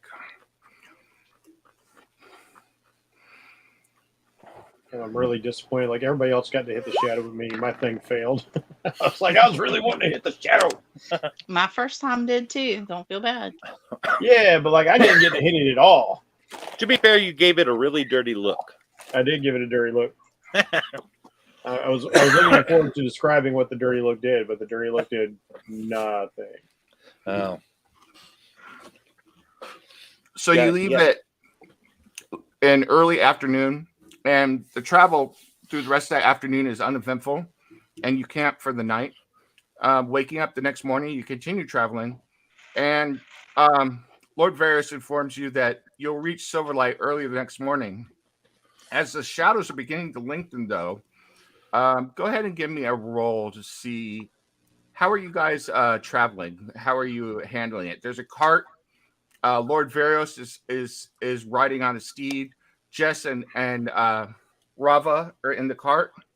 Anybody else in the cart? Are you all riding on horses, or how are you traveling? I'm a 3.5 foot dude sitting in the cart.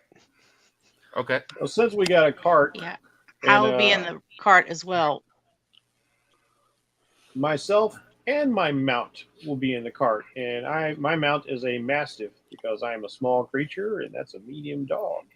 Okay. And so, like you guys see as he in the morning, Professor Thaddeus brings this large, powerful hound, which has a saddle on it. He comes riding up, and the saddle's kind of got like not your typical saddle, like a perch.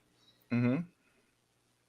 And he's just directing the dog, and the dog hops up into the back of the cart. This is Justice. Say hello to Justice, everyone. The dog lets out a big rumbling, roof. Very good. So the next day, so you're traveling along towards afternoon. Go ahead and give me a perception check from all of you as you're riding along. Okay.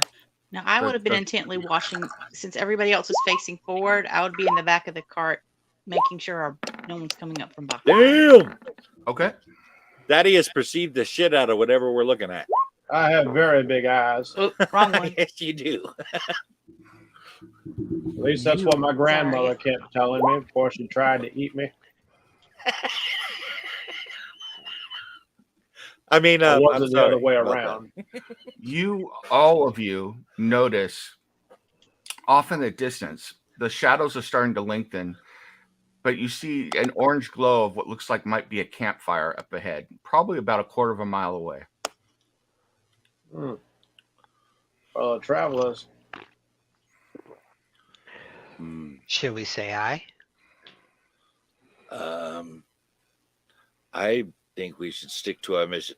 I don't work well meeting more people. I mean, if you want to, we can, but I mean, just looking at me might cause a problem. Look at him. Coral starts laughing. Look at Coral. There might be something to that. However, I will defer if you want to see who else is traveling about. I mean, does it look far off the path? It looks like if you keep following the road that you will go right past where this campfire is. Oh, then I say we That's just on keep the way. going. Okay. I am going to take to the air. Thaddeus will spread his wings and will launch himself into the air. And I'm going to fly, let's say about 100 feet up, scout ahead. Alden's just going to look at Ovac and say, why does he have a mount? You know, that's a good question.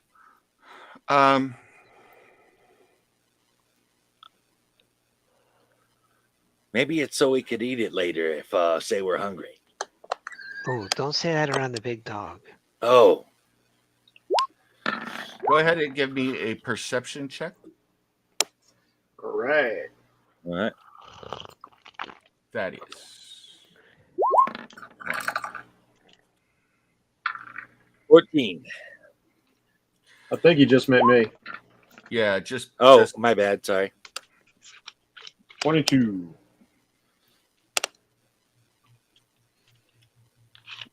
let's see. As you And he does have a reason for having a mount. fly ahead, you look down and you can see that there is a camp by the road. There's a cheery campfire going. There's a couple of tents gathered around it. You don't see any people around. You kind of circle this place for a moment, your eyes shifting into the natural dark vision of your people.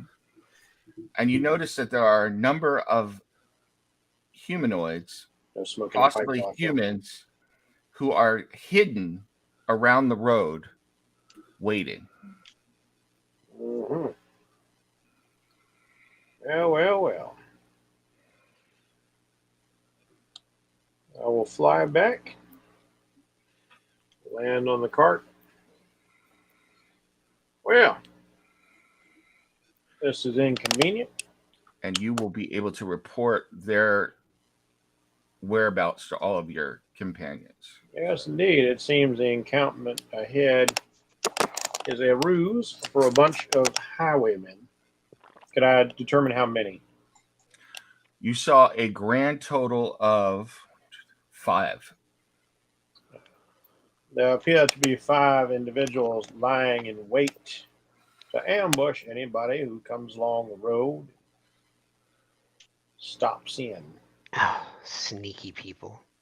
Sneaky people are so annoying. Lawless vagabonds who must be dealt with. That's what I said. I pull out my greatsword. Now, Mr. Ovac, now is the time indeed. All right. So how do you guys want to proceed? Do you want to charge in? Do you want to try and sneak up on them? And then I will go ahead and set you all up, and we'll make the appropriate rolls, and we'll go from there. I do not know how you all wish to approach, but I am a rather silent flyer, and I will take to the skies once more and adopt a flanking position. I think it might be a good idea to if he's going to be in the air, perhaps we should pretend as if we were keeping with our original plan. We're just going to keep our weapons at the ready, just kind of, off to the side, be ready for an attack, and simply walk into their trap. Well, I dare say, Mr. Ovac, it seems that when it comes to matters of battle, you do have a thought or two at the ready. I was a soldier. All right. There's a time and place for such things, I suppose. So, with that said, then I will say that I'm going to leave Jess and the Lord and everybody off the map, presuming that they will stay back so they're not involved in the fight. I'm going to put you guys. I will leave Justice with them to help stand guard over the Lord. I'm going to put you guys on this, so you should be able to see this map. Oh, we got music.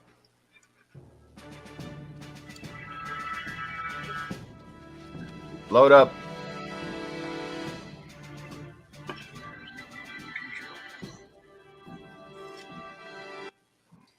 I'm going to turn down the music a little bit. You should be able to see, but hopefully you can see. Yeah, I can see me on there. There's my character. Let me pull back. That was too close in. Okay. There he is. Why is hold on. Well, there's two of me. I have mirror image running. I did put two of you on there. All right, hold on. He used to whodunit with all his pets. Night vision. 60 feet.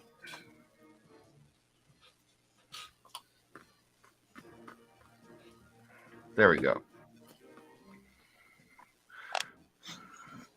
There's that. I need to put coral on there.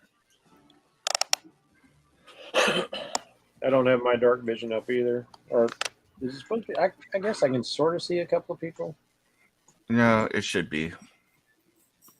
I don't know why it's not. Mine's always supposed to be like a little blue, right? Yeah. Okay.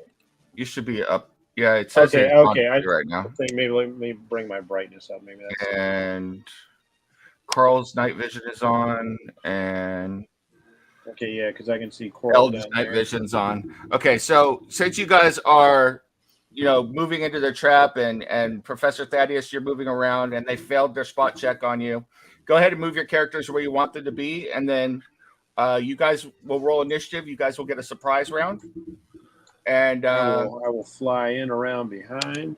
we'll go from there. So go ahead and put your characters where you want them to start off with.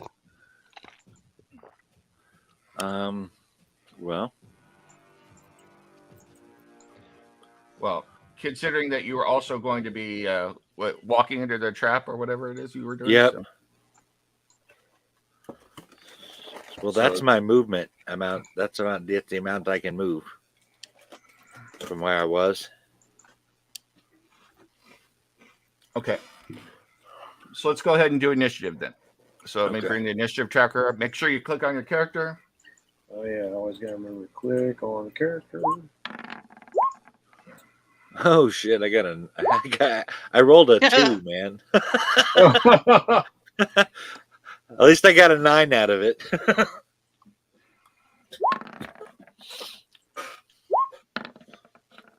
Ouch! Okay, I'm getting the Steve option. It keeps telling me to drag the dice.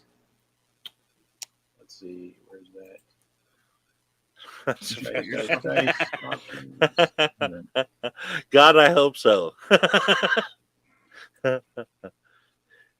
Steve says this will go better than our last surprise round. All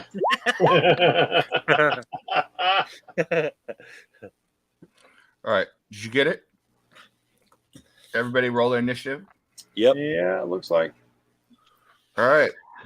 So with that, we're going to go surprise round first, and then we will go from there. So, Eldon, you act first. Yeah, hold on. My sheet is not loading. It closed and then I can't get it to. Wait a minute. Here it comes. Okay.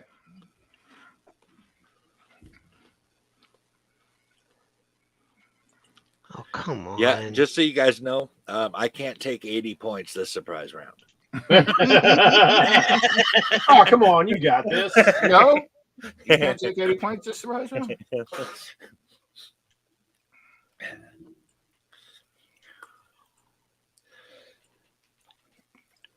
Okay. 80 points is a walk in the park. I'll So tell this- you right now, rosemary and olive oil Triscuits are like crack, man. Oh, They Oh, are. yeah. man. Do you get the ones like with the cracked black pepper? Like, I can Oh, destroy a box of those. I know. I apologize if you hear me eating these, but you're not going to make me stop, so sorry. Well, I have a question, though. Do Mhm. rosemary and olive oil Triscuits have the same effect as your wife's cooking? Yes, they do. Awesome. Then we're in a good spot here, folks. All right. Eldon will shoot with his hand crossbow at this one bandit that I can see to the south. Oh, no, hand crossbows. Okay. Oh! Oh, damn. The curse of the hand crossbow follows us. Man, the hand crossbow is the most cursed weapon ever made. I had to try it. So you level your hand crossbow at the this guy who thinks he's hidden behind a rock, and he yelps, "Ah!"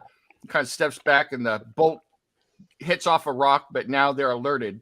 But they still are surprised at the moment, which means, Professor Thaddeus, you are up. All right.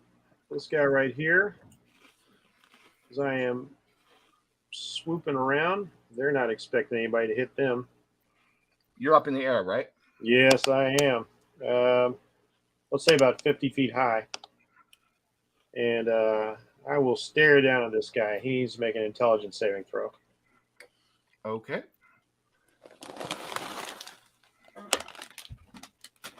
Bam. Save or Intelligence. suck.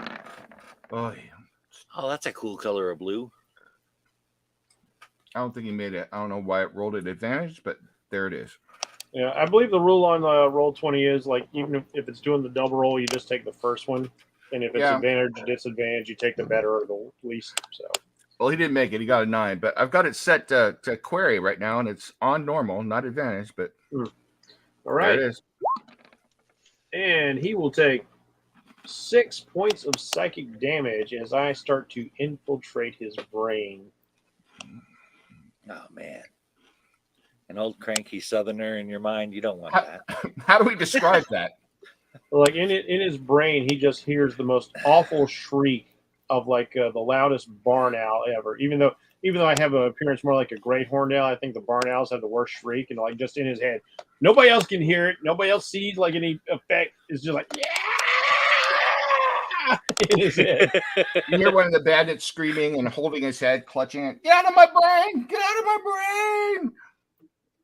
You don't know why he's doing that. You've never seen Thaddeus do this before, but that is what you see. So one of the bandits is kind of So this guy banging was on like, his head. this guy was Yeah. pretty much unseen over here. Just started screaming.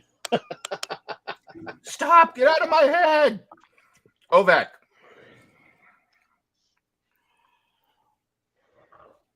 Mike, you're up. Here he comes. I'm muted. Sorry about that. Okay. I'm going to move forward, and I'm going to swing my great sword at this guy. All right. Oh, yeah. Crit that baby. I know that hit. That is a yes. great sword. Oh, Hell yeah. 20 points, baby. Ooh. Actually, 20 doesn't hit. No, I'm just kidding. You come charging in, smash down with the greatsword, and actually cleave right through his shoulder, down through his body, splitting his body in half, and he just kind of slides to each side, dead on the ground. Yeah, baby, that was awesome. Dun dun dun. One gone. Coral. All right, since I can't see anybody, I'm just gonna move to the Should be able to campfire see like that I don't know guy. anything's I there. was about to say you should be able to see that guy over here near Mike. Or is he? Oh, he's He's dead. dead. You did. He's dead. That was the only one that I could see. He's not just dead, he's cleaved in two, I might add. Mhm. So I don't see anybody to hit. But a guy was screaming over here. If you want to take a disadvantage shot, You don't see anybody? You should be able to see somebody. Hold on. Let's make sure you can see somebody. you got your dark vision on. Because you got Yes. 120 feet, right? No, I only have 60. 60. I think it's just me and Greg who've got the 120. Can you see somebody now?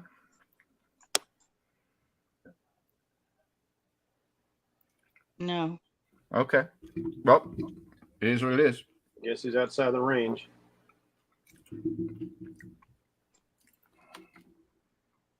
Yeah, he's like 80 feet away.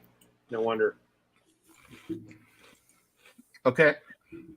So we go back to the top to Eldon.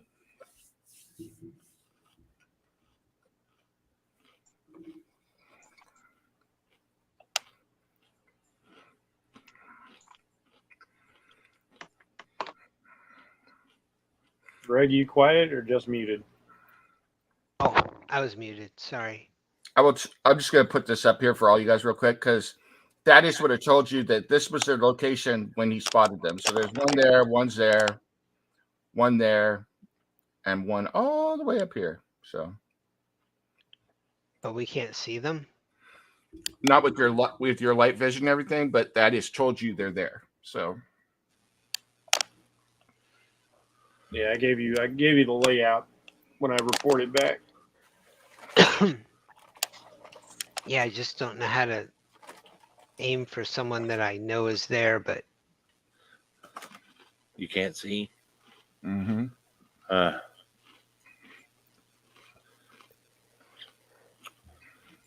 I have just run in and get closer, close the gap. Let me I don't want to fix put you down or anything, but I know a guy named Cirrus that can make the shot. Steady Probably- aim, sucker. probably another sneaky type. I don't trust the sneaky types. Eldon will just hold, and if any bandits appear, he will firebolt them. Okay. He's just twirling his knife in his hands. Professor Thaddeus. Yeah, this jobber over here is going to get some more. I'm going to go ahead and move to where I can end up targeting one of these other guys as well in a moment. And make an intelligence saving throw. Same dude. All right. I do not want to roll advantage again, so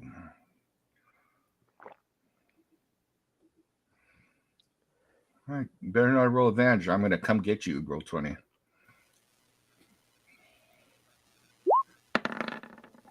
And he rolled advantage. All right, that's it. Roll 20 is going on the list. 16 beats me, though. Yep. So He throws a 14. he's still grabbing at his head, but this time he's able to beat some sense into himself. He's like, "Get out of my head!" Oh, good. You're out of my head. So, do you want to move, or you're good right there? Yeah, I'd already taken my move to move over All right. there. As a bonus action, however, Yes. I will use my telepathic contact psychic focus. And I'm about to surprise the shit out of everybody. I will psi link up with the rest of the party. I'm about to pull some serious moves. And in your head, you hear the voice of Professor Thaddeus. In your head. Get out of my head. Get out of my head. And I will describe the position. I'll be like, all right, 70 feet up from your position to the east and to the north just a hair. And I just start like really laying out where people are to help them figure out where their next target's going to be. You can thank the Triscuits, because if I was being mean right now, I would make you all make saving throws, or otherwise be stunned by the sudden voice of your head, and you couldn't act for another round. So, And you hear back, "Hey, T-Bird, is owls in the head anything like bats in the belfry?" That is not my name, so I refuse to respond. You see this rather huge, I'll take that as a yes.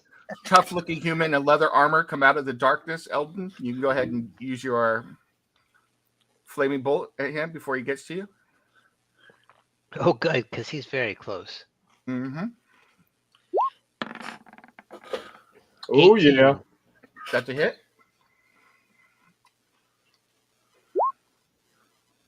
7. Nice. Your firebolt strikes him straight on the chest and burns a small hole through his leather armor, and he kind of growls in pain, and he goes, "That's it. You get it, little one." Comes rushing in. Hey, I think I made this guy mad. Maybe he's afraid of spiders. What? Oh, Crap. That's big. that is a hit.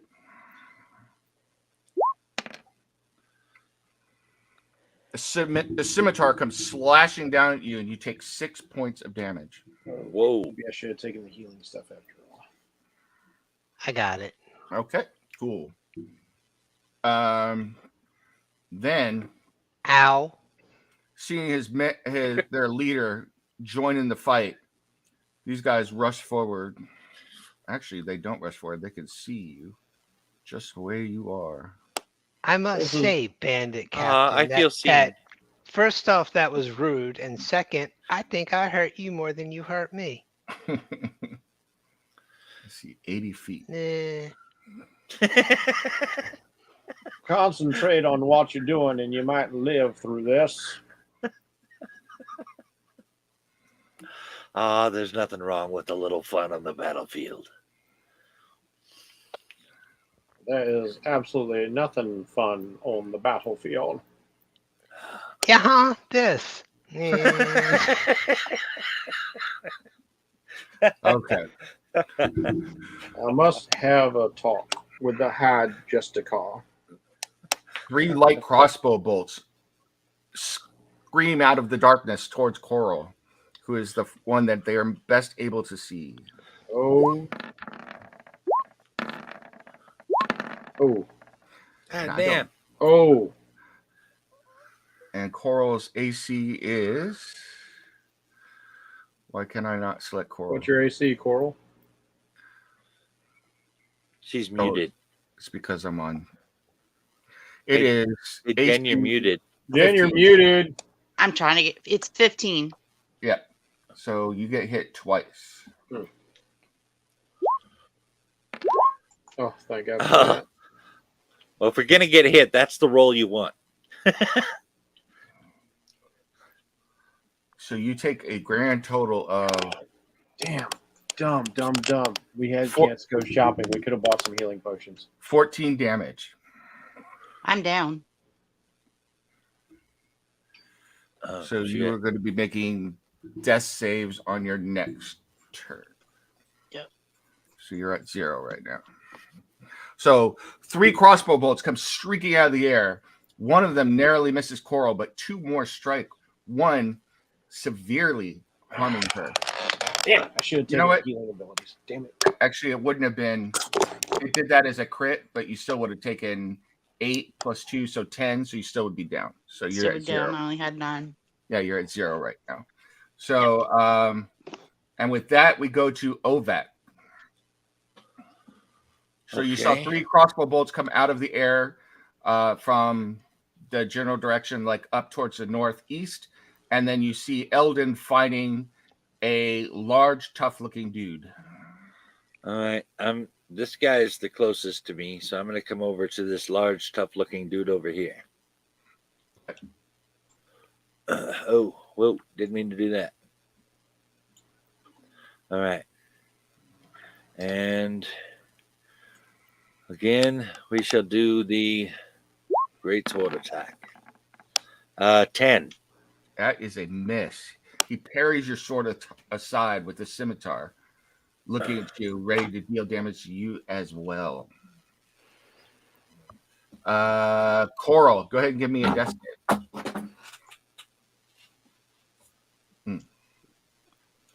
So you're at 1 -1, or however that works. So Right. 1 non-success. So back to the top.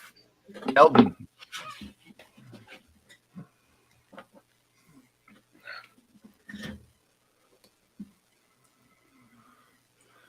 Gonna have to bring in Rava for the save.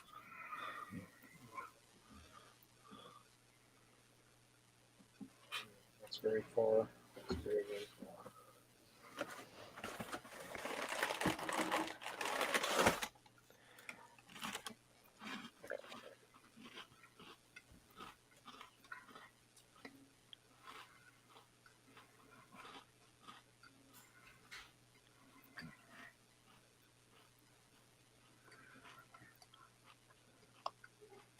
Do you have a plan there, Greg? Oh yeah, is it me? I'm sorry. Yep. Yeah, you're up. Yep. Well, this depends entirely.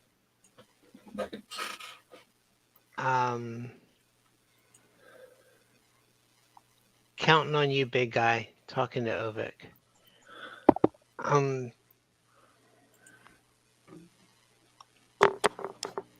Going over here. This is Coral, right? Mm-hmm. Yep.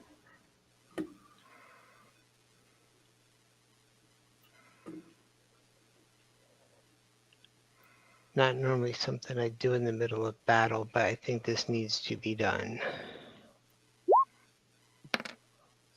Coral, you're up with 9 points. Oh, yes. Yeah.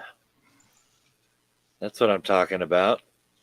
Not just up, but full again. And I hope you're not too creeped out by seeing little glowy spiders kind of patching up your wounds and then they vanish. That's how his magic works. Okay. I like the flavor. Oh, she Like would the have loved that. flavor of the It's flavor. almost like they're trying to knit as much as they can, and then they Seems like just... you made like it seemed like webbing up the wounds and stuff. Yep. It's so cool. You also noticed that Reva, seeing that Coral had gone down, both Rava and Lord Varios have emerged and are preparing to enter the battle.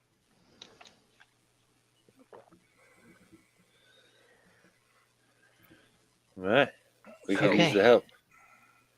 That's Hopefully it for they me. don't die, though, as we're supposed to be protecting them. Yes, Professor Thaddeus. All right. Having felt Coral's presence in my mind suddenly go out, I kind of wheel about, seeing that she was down. Oh my God. Wrong thing here. Gotta get back on this. I started to swing back around, and then I see that she gets picked up again, which allows me. Is this guy here one of the crossbowmen? Mm-hmm. Yeah, he's getting another dose of that then. Let's have an intelligence saving throw once more. Yes, sir. And I don't know why it keeps doing. It's fine. Well, it didn't do it that time. Son of a bitch. Wow. Well, I rolled initiative. Hold on. That was wrong. Oh, It's- good. It's the same roll, but because I said initiative instead of intelligence, I'm going to do it again anyway. Yeah, I keep thinking like these bandits will have like lousy intelligence. There we go. That's what I'm talking about. 2, sucker. All right. And in his head. Jesus. In my head. His head explodes like scanners. Yeah, baby. I had to get a scanners reference in there. Hell That's yeah. the point. So Professor Thaddeus like swooping by. Like he won't give himself away like verbally, but in his head's like,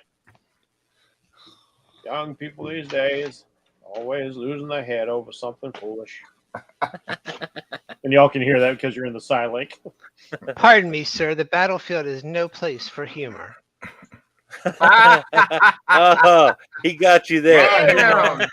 Woo! I'm not showboating on the battlefield. I am death from above, flying in silence and concealment. Dun, dun, dun, dun, dun, dun. All right. This When you've big earned old your wing, boys, when you've earned your wings, boy, you can talk back to me. this big guy down here swings down at Ovek, intending to hit him with his scimitar. All right. I put Ooh, you not to roll. 19. Arrgh. Bugs me. Anyway, Still a hit. 9 slashing damage to Ovek. 9 slashing damage. Okay. So his scimitar comes and breaks through your defenses and slashes across your arm, laying it bare to the bone all the way up to the shoulder, and you're bleeding profusely. I don't suppose you have second wind at first level, do you? Don't suppose I have what? Second wind at first Second level? wind at first level, or is that a second level? I thing? actually think I do have second wind at first level. Yeah. I do have second wind at first level. Fighters do have that. Nice, nice. These 3 here are the 2 that are remaining. Seeing Eldon having healed Coral, one of them aims for Eldon and one aims for Coral. Peachy. Damn it, we just got her back up. So And I'm still pretty messed up myself. that's Coral. Okay, And I'm gonna have to then- hit somebody with whatever I got. This is Eldon. So the one It's for not gonna be Coral like this. misses. The one for Eldon is AC 15. Both miss. Eldon, seeing the crossbow bolt coming at him, dodges aside just in time. Meanwhile, the one that was aimed at Coral, they were so surprised to see the Yanti cleric get up again that his aim was completely off and he misses badly. Which means we go now to a very angry Yanti cleric who has just been healed. Ovak, you are up. Okay. I'm gonna go ahead and take my Oh, wait, not Ovak. Not. Oh, what am I doing here? Yes, Ovak, you are up.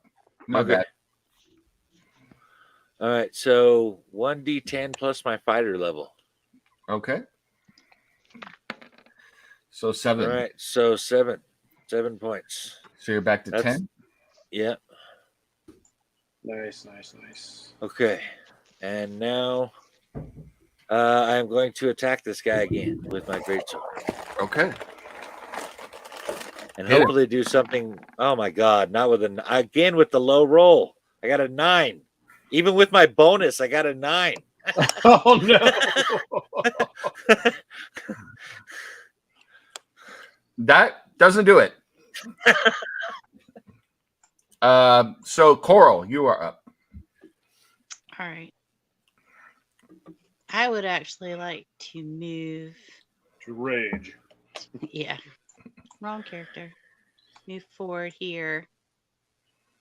And is it possible going through the fire to knock it out to give them disadvantage just so they can't see?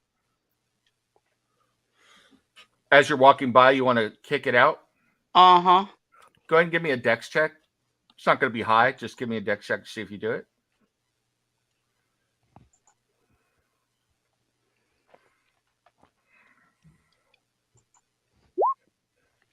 Damn!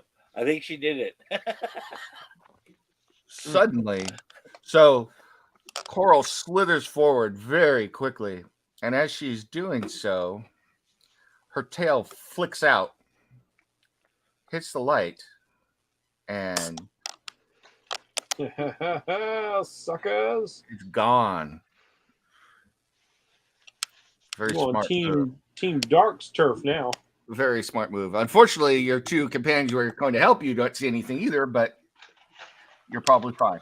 All right, so that's your move, and I'll give that as like a bonus action as you flipped it out, so you still have a regular action. So Okay. So I will go to the bandit directly up towards the right.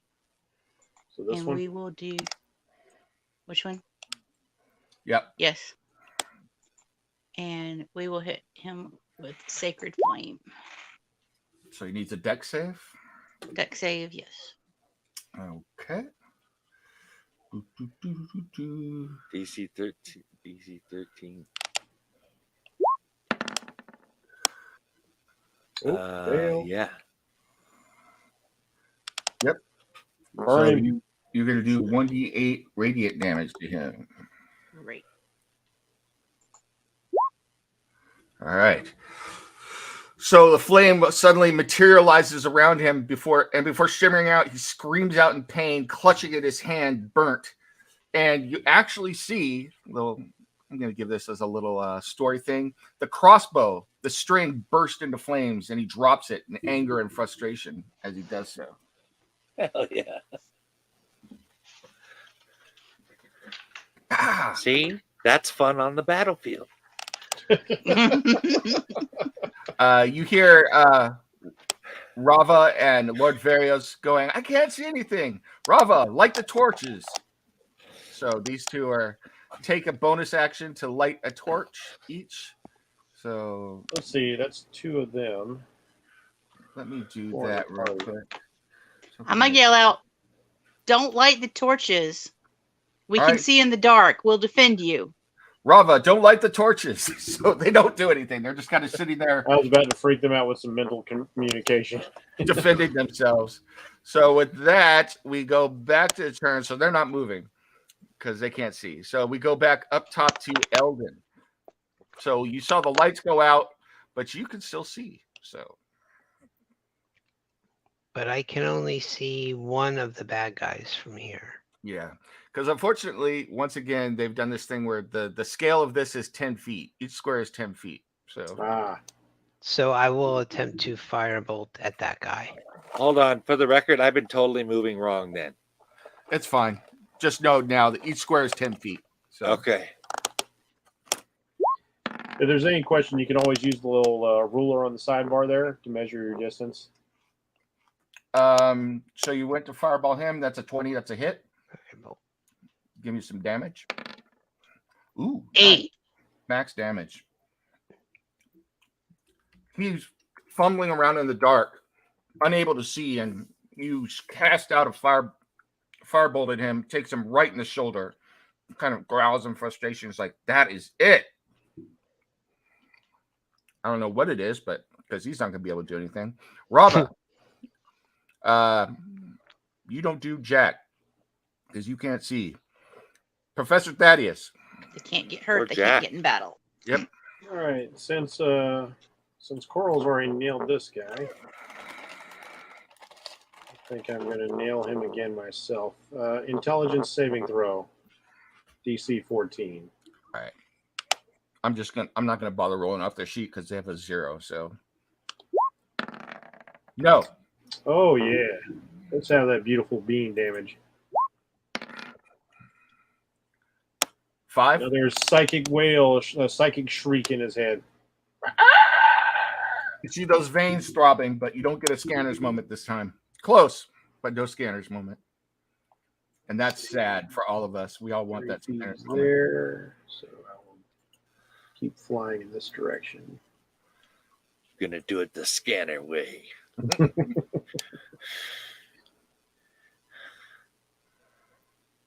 All right. The guy over That's by right. I'm Michael Ironside in the air. Yeah. the guy over by Nice. Olak attempts to hit him again, but this time at disadvantage. Which means I take an 11 to hit, which does not hit. So Nice. Coral's very, very opportune move to put out the lights has helped immensely. He swings Smart it move, Jim. blindly Smart move. but is unable to hit you, Ovek, as he does so. The other two bandits, guessing where the out of flame came from, one of them aims at Coral. The other bandit turns and runs for his life, stumbling along in the darkness. In fact, he has to make a dexterity check to see what he does because he's running blind, which he Oh, fails, and he kills himself. 'Cause he only has Hey, one hit point left. You'll hear a voice inside of his head. There ain't no escaping justice, young man. Yeah, he ran and fell over and killed himself. All right, Told you. this one is going to fire a crossbow bolt at Coral, but he's doing it at disadvantage. Wow. Ew. He don't give a crap about disadvantage. No, he doesn't. This dude is the king of bandits. He hits you for 5 piercing damage. They do not like you. This dude ain't playing. Guess No not. one likes snakes. I'm not surprised. Actually, Yeah, as an only- orc, we don't mind snakes or spiders. If only you were I a just like spider, to say I he like would be your spiders best and friend. snakes. Ovac, you're up. All right. Well, I'm gonna keep hacking away at this guy, and Yeah. well, I'm gonna keep attempting to hack away at this guy. I missed twice You can do it. You can do it all night long. now. Oh, It's a hit. 19. that one's gonna do it. All right, Nice. 14 Wow. slashing damage. He is swinging blindly in the air, and you take careful aim and just slash across his face. One of his eyes is half hanging out, his lip is cut open. He is hurt really bad. Hell yeah! Mike just delights in the carnage so much. Coral, you're up. Now, has the one that tried to shoot me taken any damage? No, he has not. Okay. So, Oh yeah, you were gonna so toll him long dead in. range. Yeah. I'm gonna just slide slightly over his change in movement. And then I will, what will I do for him? Let's give him,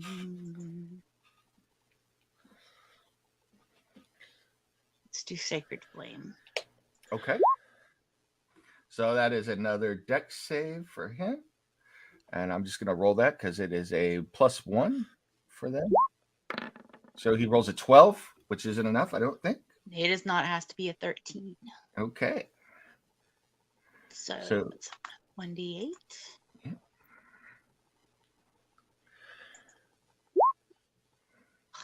I suck for damage. What'd you That's get? all. 3? 3. All right. So you didn't get the crossbow this time, but you did hurt him, and he screams out in pain, and he kind of put a highlight at himself now, so everybody knows where he is, even if they can't see him. So And I'd also like to go prone. okay. Smart. So that's going to give them disadvantage to hit you. Well, they've already got disadvantage because they're in the dark too. If they don't have That would dark cancel him out, wouldn't it? Can you get quadruple disadvantage? vision. No, it they doesn't work they like that. cancel each other out. All right. Eldon, you're up. The guy that Ovek's fighting still up. Yes, he is. He's hurt really bad, and he's got half an eye hanging out. Ah, But even with that half an eye, he is able to dodge that firebolt. So, in fact, he throws the eye at you, and it so unnerves you that you miss with the firebolt. You're like, I'll holy just crap, reach it's an down and eye. pick it up. That's a gross move. That's so fucking badass. That's metal right there. He's That going out. is metal. I gotta hand it to him. That's metal. I'll pick it up. I can probably work that into something. he's gonna go out like a G, man. Professor In fact, Thaddeus, if my eye is ever hanging out and I'm in a battle, I'm totally throwing it at somebody now. Professor Thaddeus, you're up. Alrighty then. Let's see. I don't necessarily have to use any of that, but I can up the damage if I do that. But I'm not crazy about the saving throw.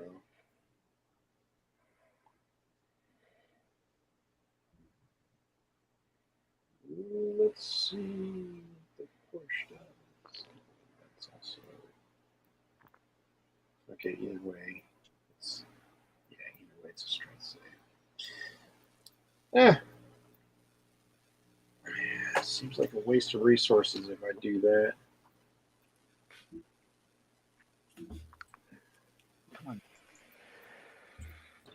Still, we need to damage this guy. Oh God, I think I just broke my back picking the cat up. Uh-oh. All right.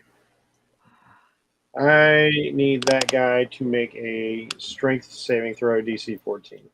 Which one? Isn't that oomph or Yeah, oomph or that is oof. oof? That's what it is. Yeah. Dixon, otherwise known as oof. So this guy down here needs a strength save. This guy right here. The one attacking Ovak, right? No, Oh, that other guy up top. the one who's on Coral. They don't have a strength bonus, so.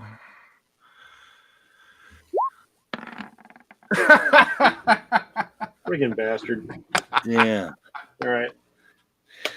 I do think I still get to do some damage to him, though. Okay, yeah, failed save half as much, so it's only going to be 1d8 instead of 2, but he is not going to be knocked prone. As from his vantage in the air, Professor Thaddeus basically just kind of uses the force, and there's a sudden current of air that blasts down on him. So you're gonna baby Yoda his ass? I'm going to Baby Yoda his ass for a whole big 2 points of damage and just burning 2 of my side points. That sucks. It's like, What dude, a waste. you baby Yoda me, man. What the hell? And all of you are like, what the hell is a baby Yoda? Actually, I think with Baby Yoda, it's what the wills. Yes, exactly. Nice. That's some deep Star Wars lore right there. Yeah, it is.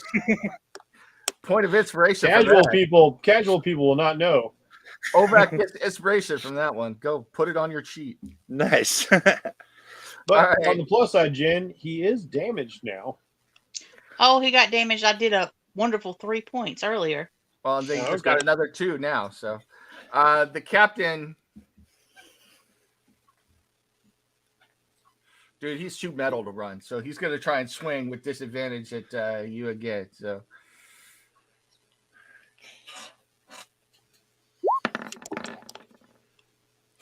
Oh, that's a miss. Oh yeah. And then this guy right here, he can't see Jack. I don't remember if I showed this or not.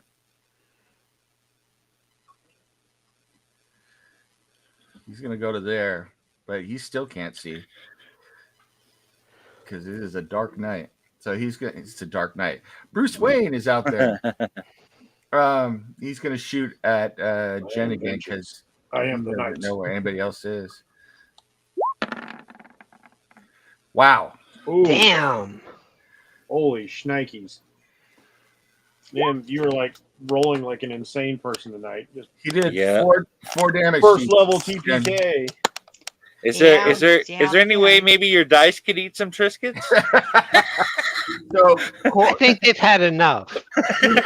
he moves in and aims at Coral, and even in the darkness, he still is able to hit the Yanti, and she collapses again. Unfortunately, Damn. that means Ovak, you are up. Okay. So Jen, tell us about your new character. First level just hits different, doesn't it?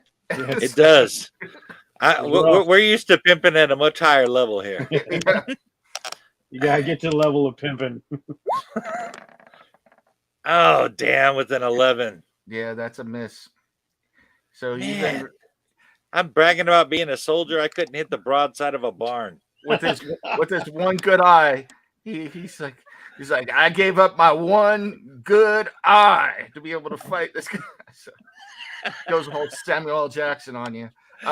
Coral, give me a death save.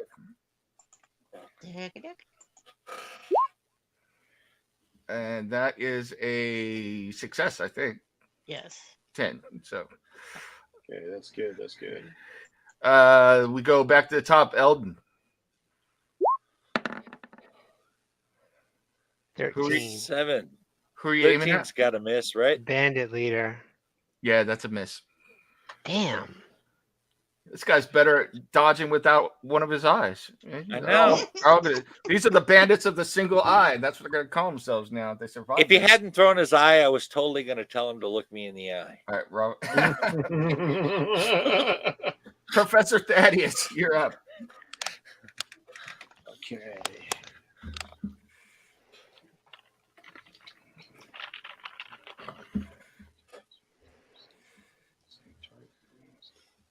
These two are hanging around. I thought they would already be dead. If I could Okay. hit anything, they would be. First level. I'm gonna try something here. Okay. I need this guy to make a.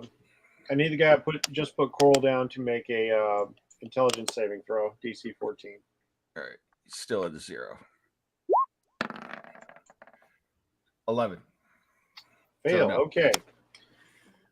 Target creature, you can, because I'm going to connect with him telepathically. The target creature can communicate with via telepathy. The target must make an intelligence saving throw. On a failed save, the target believes one statement of your choice for the next 5 minutes that you communicate to it via telepathy. The statement can be up to 10 words long, and it must describe you or a creature or object that you can see. On a successful save, although we didn't have a successful save, so that's where we're going. Okay. So 10 words. What's your statement? And it has to be a creature and object he could see, and he can't see a whole heck of a lot right now. shit, that's right, he can't see anything. Well, he can see some, but he can't see a lot. Or it can be about you. I'm not even sure he's aware that I'm flying around up there. You're silent. I'm pretty damn silent. I'm naturally stealthy. Are you silent but deadly? I am silent but deadly. We're just gonna call you SBD from now on. That's Another form of Professor death from Stop above. trying to put fun on the battlefield. That's right. That's right. Show some proper respect, sir. That is Professor SBD. Yes. He went to 4 years of SBD school, damn it. So, or 8 years or whatever it was. I was counting on you guys to give me some shit about how this character was going to role play. So bring it. All right, Foghorn Leghorn, let's get on with it. All right, what's the statement? Ah, shit. 8 more. Yeah. Oh, don't you even start that. Don't you? Jim with the one-liners tonight, man. Holy.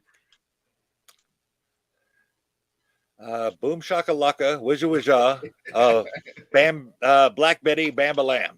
Yes. The Is he gonna creature start breaking out in that song? before- Black Betty, Bamalam, Black Betty. Black The Betty had a serpent. child, Bamalam. The serpent before you is one of many. Flee now. Well, that's 12 words. The serpent before you Serpent is before one you of is many. One of many. Oh, flee now. I hate to tell you this, but I don't think he could. Okay. He couldn't see the serpent, but he knew she was there. Okay. He did see her at least as long as there was firelight, so he did know she can see a lady with a long tail. Can you read the description real quick? Sure. He knows he's been shooting at something, Yeah. and he's Let's been hearing it see. hit. Let's see. On a failed save, the target believes one statement of your choice for the next 5 minutes that you communicate to it via telepathy. So he believes it is one of many. I think the flee now is more of a command. So I'll give you that he believes the serpent is one of many. But He's not going to run. well, we'll see. Well, he might. He might. I just don't think he's going to be magically compelled to run. Yeah, So he's not. He's not compelled. compelled to run. I'm trying to like. I'm You're trying giving to him- make him think that he's about to be overrun. You're giving him an oh shit moment. Yeah. All right. All right. What was that? I don't I know. don't know. Siemene say centavos, por favor. Hmm.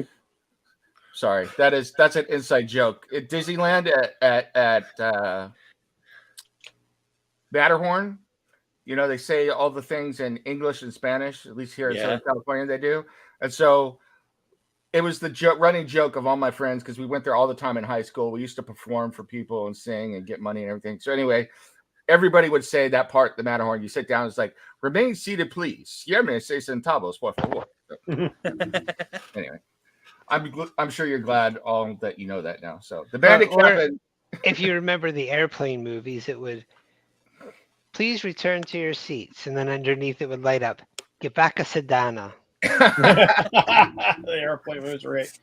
Plus, maybe he'll get freaked out by a strange voice in his head all of a sudden. The bandit captain swings at Ovak. Jesus, now I'm making you a Vulcan. And misses once more. Whew. Let's Okay, make. I've used up all my psychic points. I've only got my roll cantrip for this left. guy. Ooh, speaking of cantrips, He decides I to run totally for the forgot. hills. Run for the hills. Make a dexterity. And he fails his dexterity check, falling to the ground. He takes 2 points of damage, and he's prone right there because he fell. That takes us to Ovak, the Vulcan half-orc. I'm sorry, I was rocking out to Run to the Hills there. Yes, I know. Iron Maiden's going to perform. All right. Well, I can't believe this guy is still standing after my first hit, so I'm going to try and really whack him with a second one. A 19. That is Ooh, that's really whacking him. You have whacked that guy off. Oh. 7 point Oh, slashing God. damage. Yeah. You just performed the role of a fluffer and killed him. So He is totally whacked off now. you slayed it. That's all I'm gonna say. I now have a place in the world. I am Ovak the Fluffer. Yeah. Oh my. So we got SBD over. Oh, it's a good thing this is a side mission because I don't think I can handle doing this all the time. Devolving Oh, so quickly. Oh Lord. Is this emergency awesome? What is this? Is this awesome sauce radio? What's going on? There you go. We got the blind Adam seal of approval. Yes. Back to the top. Well, no, that was Ovak. Coral, I need another death saving throw from you. Come on, roll high. Oof. That's a not failure. high. So you have 1 success, 1 failure. Right. Going back to the top, Eldon. Where is Coral? You should be able to see her. She's right to the top and right of you. So Can I do anything to help her that's not magic related? I think you have to have medicine to help stabilize them. So All right. I hate The this, medicine but- skill or a medicine kit to stabilize? I think it's a medicine skill gives them advantage, I think, on the throws, and the medicine kit you can actually use it to stabilize them. So with the save, Let's see. With a wisdom medicine check, you can try to stabilize a dying companion or diagnose an illness. and I think medicine kit gives you You a can actually bonus do some to- healing with that. Yeah. If you have the, This if is you have all the I got, but you got skill 10 for the points medicine kit back. anyway. So Coral, Jen, you're fine. you're back to full. Oh Nice. wow! It's easy to get back to full at this level. Eldon is officially the Yes. healer of the party now. Look at these artificers, man, being super support characters. Hell yeah. Yeah, while he's bleeding out. Professor Thaddeus, you're up. Go on, SBD. Go get All him. right, I have used up all of my good shit. I am out of psychic power. That So is an I've got- unfortunate use of words for SBD. That's all I'm going to say. Well, you know what's unfortunate? Like when you got the psychic points, everybody's like running around like you're spending all your PP. Yes. All right. Oh, Lord. Potty humor and everything else going on tonight. My aunt and uncle had a sign that said, "Welcome to our ool. Notice there is no P in it. Please keep it that way."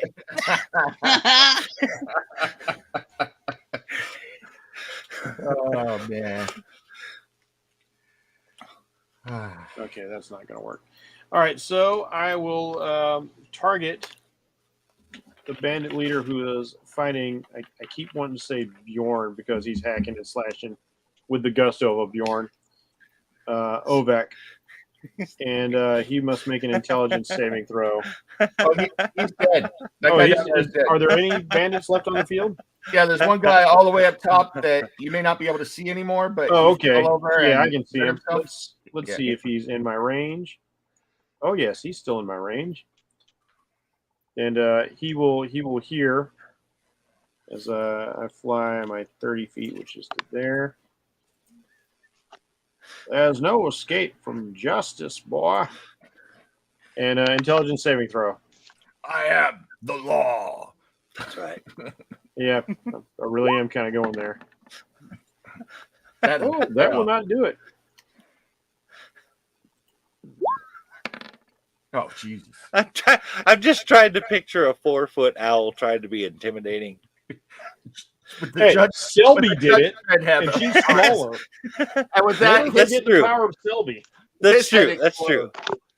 Dude, Oh, I'm Oh, almost we got 6. some scanner treatment here. yeah. How is a 4-foot talking owl not intimidating in any world? I suppose it's more the professor character being the badass. Maybe because if a 4-foot owl was after my almost 6-foot ass, I'd be running inside. You have it. You make a good point. Oh.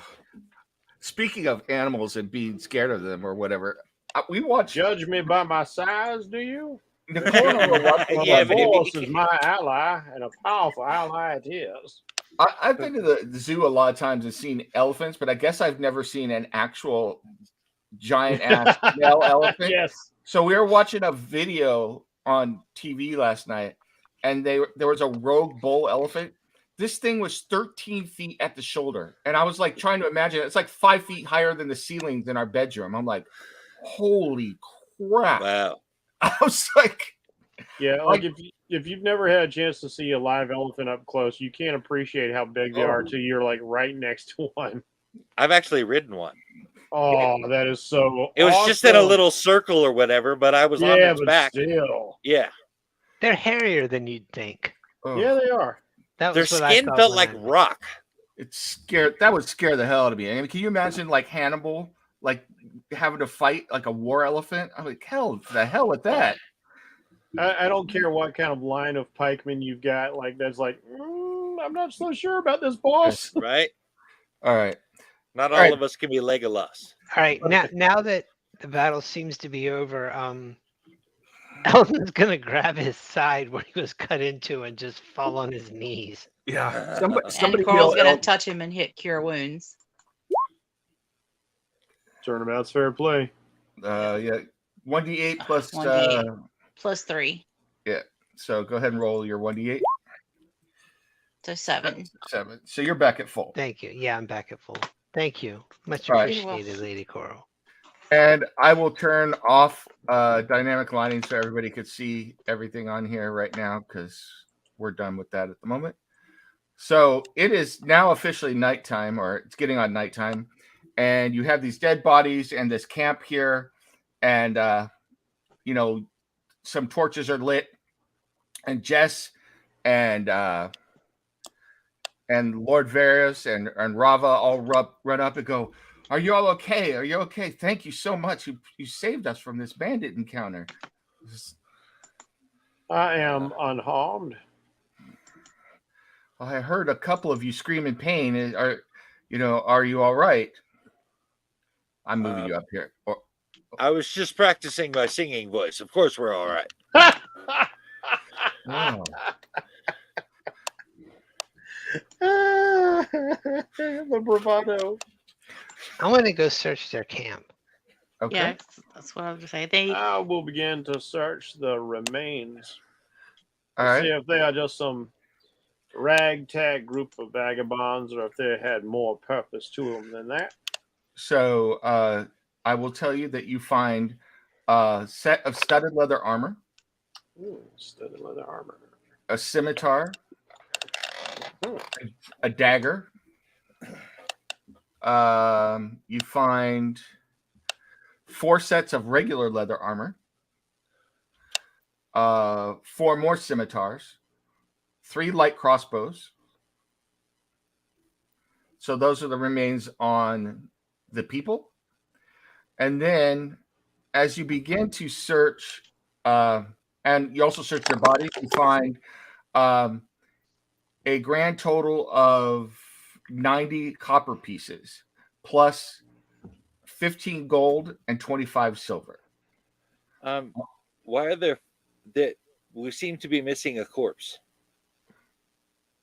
For what? I thought there was 5 people. There were. Okay, but One one of ran them away. and stuff on. You only were missing one light crossbow, and it's because it was destroyed by a spell.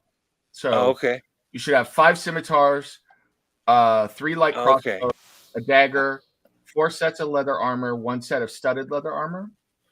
If Okay. we're gonna, Ellen says, if we're gonna like sit down and rest or camp or whatever, I can see if any of this stuff is enchanted. Does any of it look particularly nice?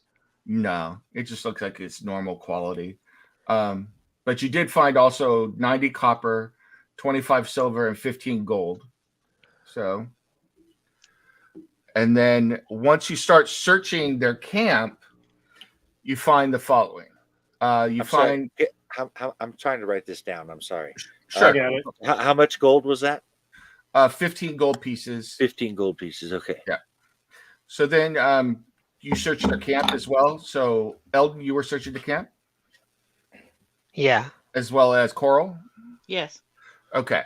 So the first thing you find is you find a wood cutting axe that is embedded in the wood. It looks like they were cutting firewood and stuff like that. You find a large tent complete with poles, pegs, and rope. It looks like this was a tent that was used by the bandit leader, and then he made the actual bandits sleep outside on like bedrolls and things like that. You find 5 pounds of copper trade bars. So these are trade bars that are used as among the trading houses as currency and things like that. But they're worth 2.5 gold pieces. So all 5 pounds of it. So Okay.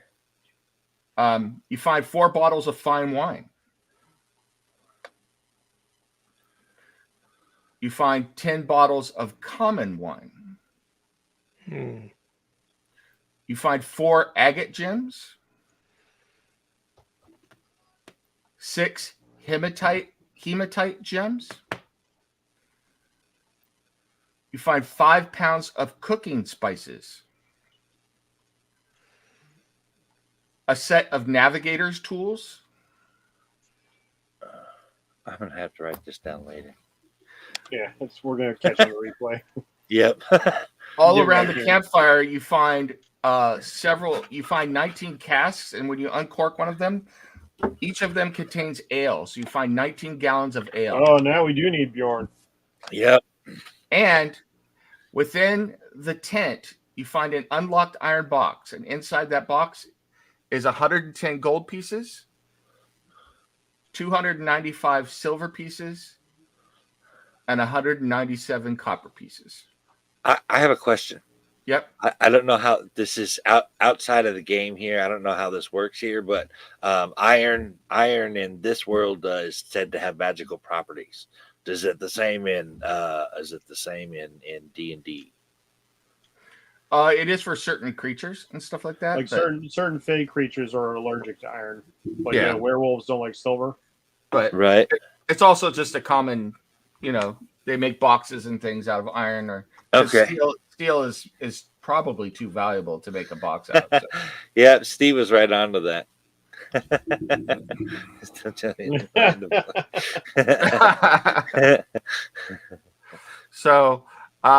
So it takes you, a good 15, 20 minutes to go through everything and catalog everything. And Lord Varios suggests that perhaps this would be a good place to spend the night and then make your way into Silverlight in the morning. So, seeing as how they will not be needing the camp anymore, and Thaddeus kind of like he rubs his temple a little bit, starts packing a different sort of herbal weed into his pipe.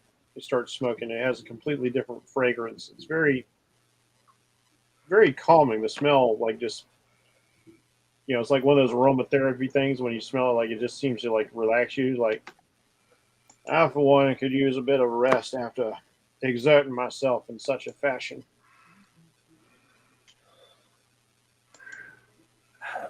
All right. I find myself both delighted and disgusted by this smell.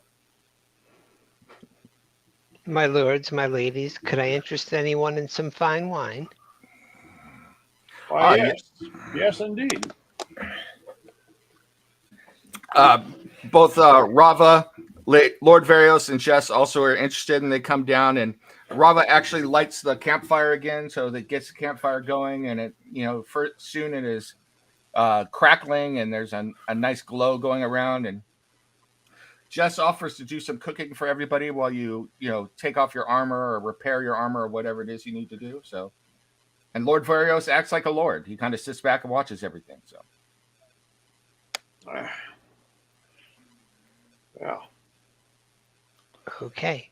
Now, while I do not believe in fun on the battlefield, there is such a thing as enjoying the spoils of victory. And this is, I must admit, a rather fine wine.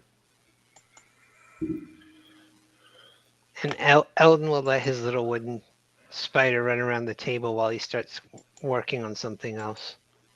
Awesome. Okay. So you guys going to go ahead and rest for the night then? Yep. Yeah. I Okay. suppose, given that this area has proven to be popular amongst bandits, now they have probably staked out this territory, but I feel it would be wise to have a watch order. I will take the first. Okay. I will follow suit then. I will take the third watch. Let's see what happens. Okay. So you all three of you take your watches and watch through the night, and nothing else happens, and the sun begins to rise, and you are able to pack all of your new belongings. I assume you're taking everything from the camp and putting in the cart as well. Oh yeah, man! Yes. Spoils of war, baby. Okay. So you take all of that and begin riding in, and after only a couple more hours of journey, in the very early morning, you arrive in the port of Silverlight. And are you all able to see that, I hope? We're still in the field, is what we Yep. see. Oh, that's because I haven't moved you all. You have not moved us. There. Ah, there we go. To move it.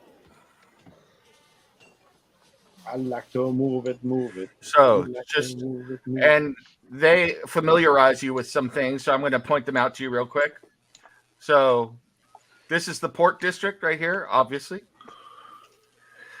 Silverlight Manor, which you have been asked to clear out, is up here at the very top of the map. Then Harkin's Trading Post is here. And the Hall of the Sea Tavern is right here. And finally, Lord Varios has asked you to deliver Rava himself and Jess to the home of her parents who live right here within Silverlight. Dude, you're staying with her parent. You're the lord of this town and you're staying with her parents? Why, yes. And just in what's the gnome's name again? Eldon. Eldon.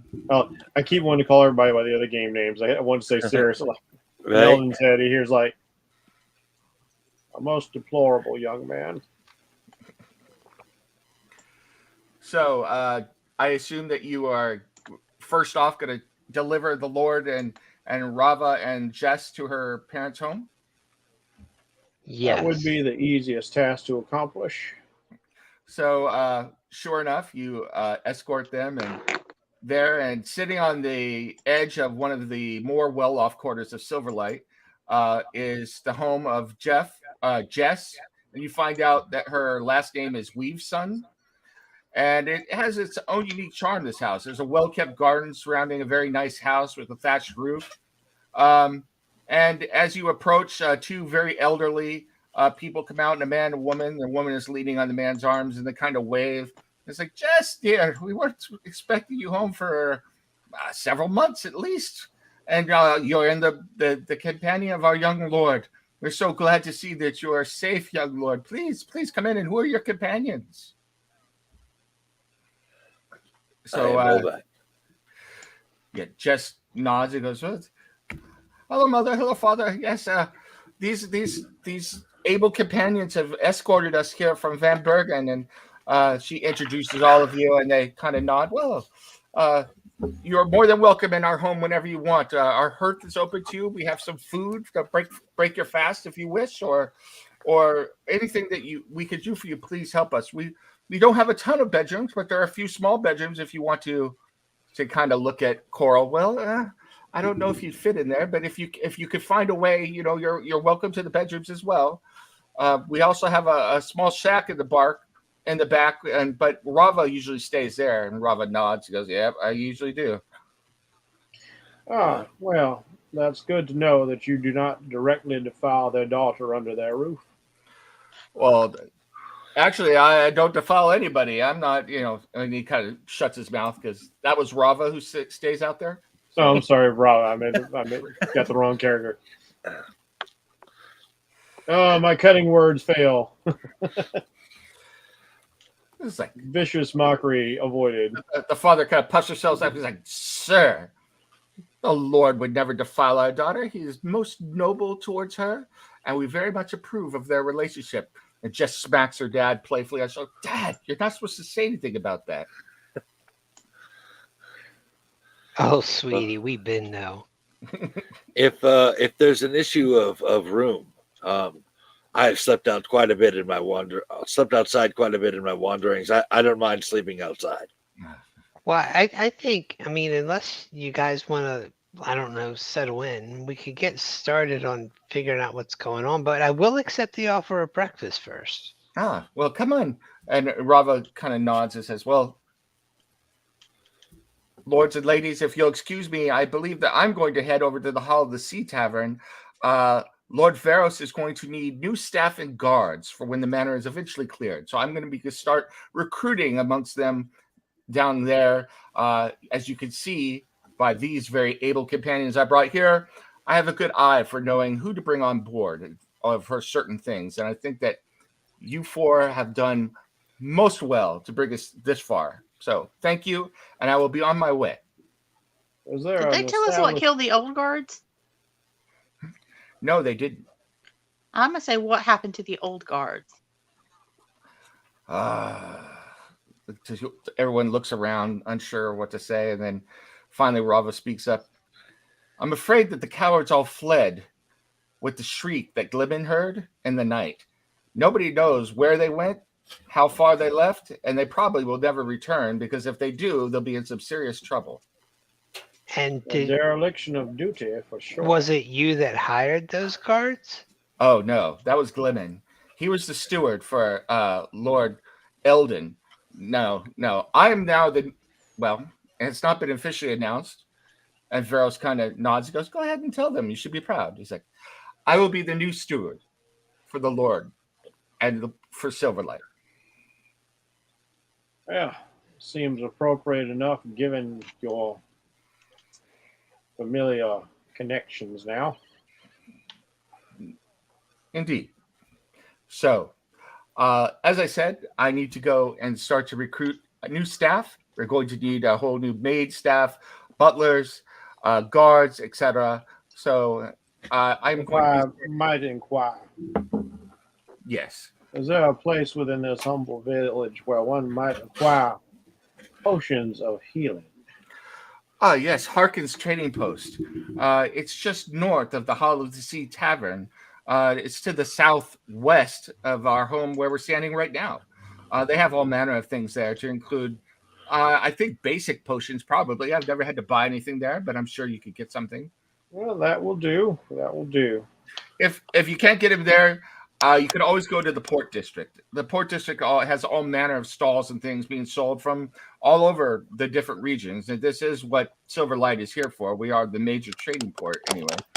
We're not as large as Van Bergen in some ways, but everything that moves through this region comes into the port of Silverlight first. Excellent, young man. That was most helpful.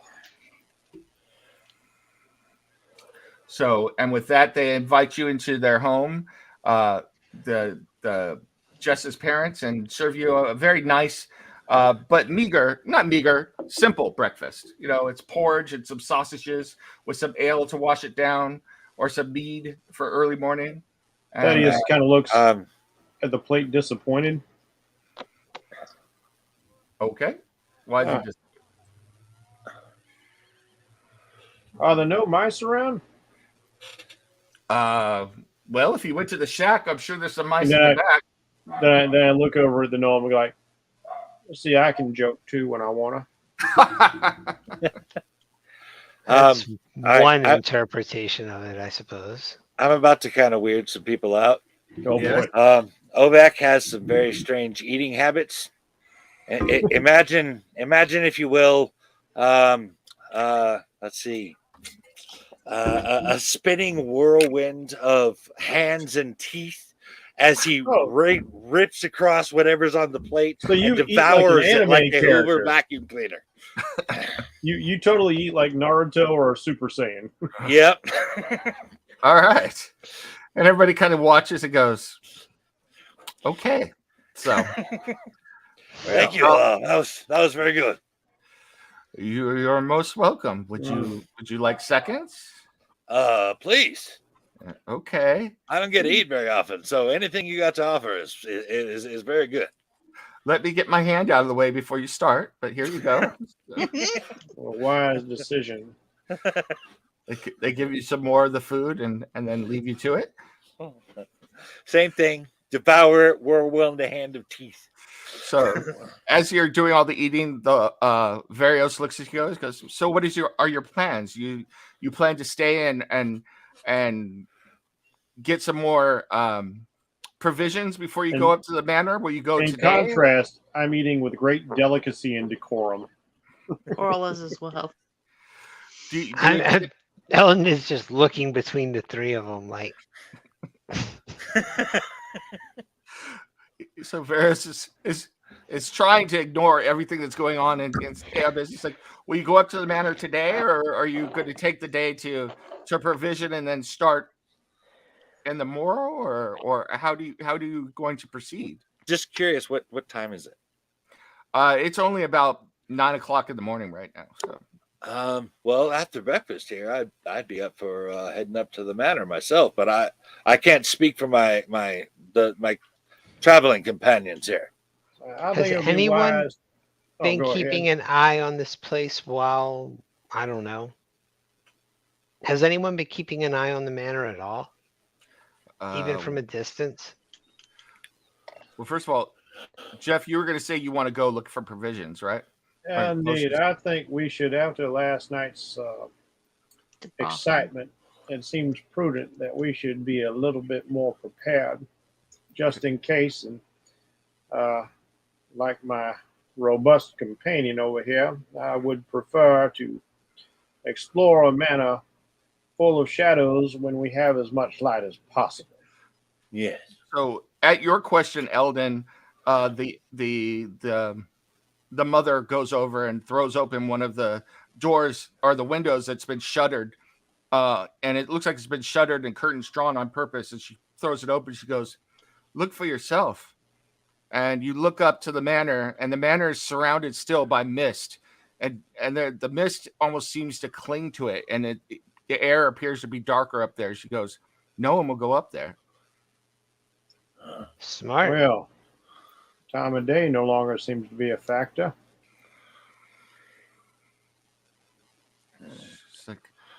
He's like, I the blessing on all of you, and thank you for bringing the young lord. And if you're indeed going up to Silverlight Manor, I will pray to the gods and goddesses that they will keep you safe. Well, Oi, I believe in my much- axe, much and my soul. obliged. but thank you. I'll take whatever help I can get. Well, you are more than welcome, and make sure that you let that Harkin know that you are here to help the young lord. He should give you a discount. And the Lord said yes. As long as you're praying to gods of lawful orderliness, Oh, Thaddeus, let them pray to whoever they want to pray to. Don't be up in people's religion. Yeah, That's rude. it's chaos that is the root of all these troubles. If we had order, and then we would have peace, would we not? No, we would not. How do you have all your education and believe that you can have any measure of control in anything? I have learned on the battlefield that life is about controlling chaos the best we can, but to assume that we have control over it is a wasted path. But once your enemies are defeated, order is restored. It And is if that's but what a it calm in takes. the storm. Yeah, every conquering army thinks they're here to bring order. Sorry, I was distracted. My wife is snorting oil. Okay, that threw me off. Shall we Eldon, go to the trading difference? post? Yes, indeed. We'll walk and talk. The difference between good and evil is rather plain and painfully obvious. The difference between good and evil is not the difference between law and chaos.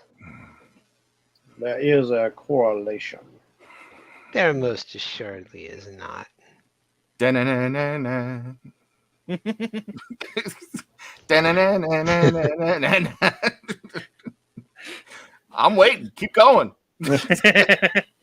Coral will go, there are denizens that you would call demons and devils who do preserve order. Oh, well, the devils, at least they have a lawful system of doing things. I have made something of a study of their contract law. At least they can be dealt with in a way. Thaddeus is that guy. So you would prefer to deal with litigious devils than Then say somewhat chaotic chaotic. demons. I didn't say demons. Well, we're talking about fiendish chaotic. people. No.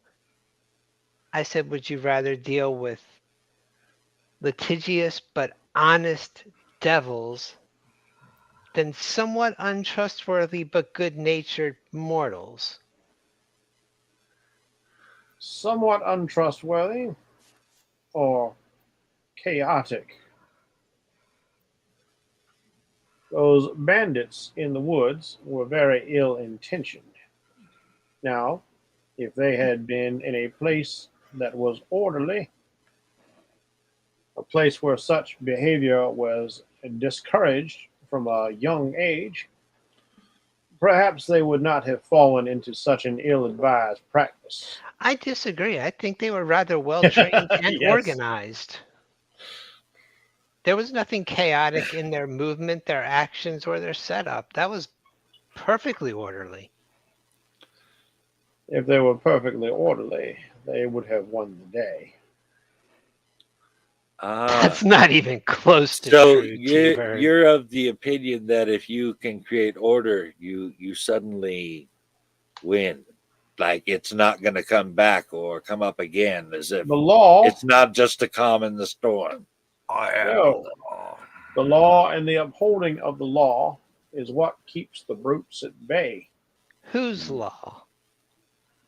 The law agreed upon by a society, by those who have attained the proper loftiness of position of wisdom and insight.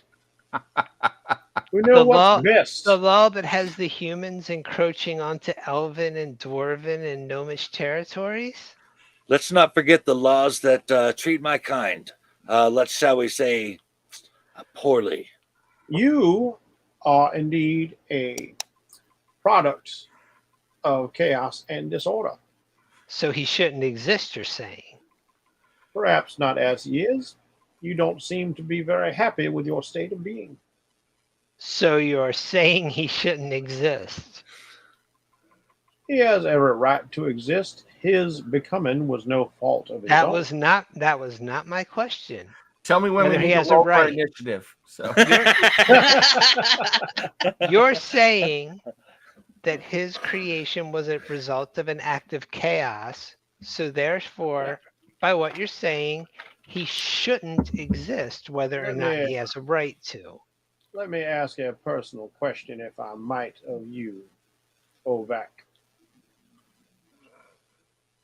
Did your mother and father come together willingly? Oh Lord.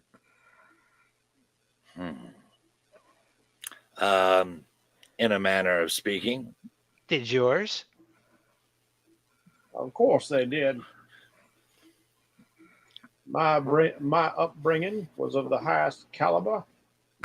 My bloodline Agree to impeachable. disagree.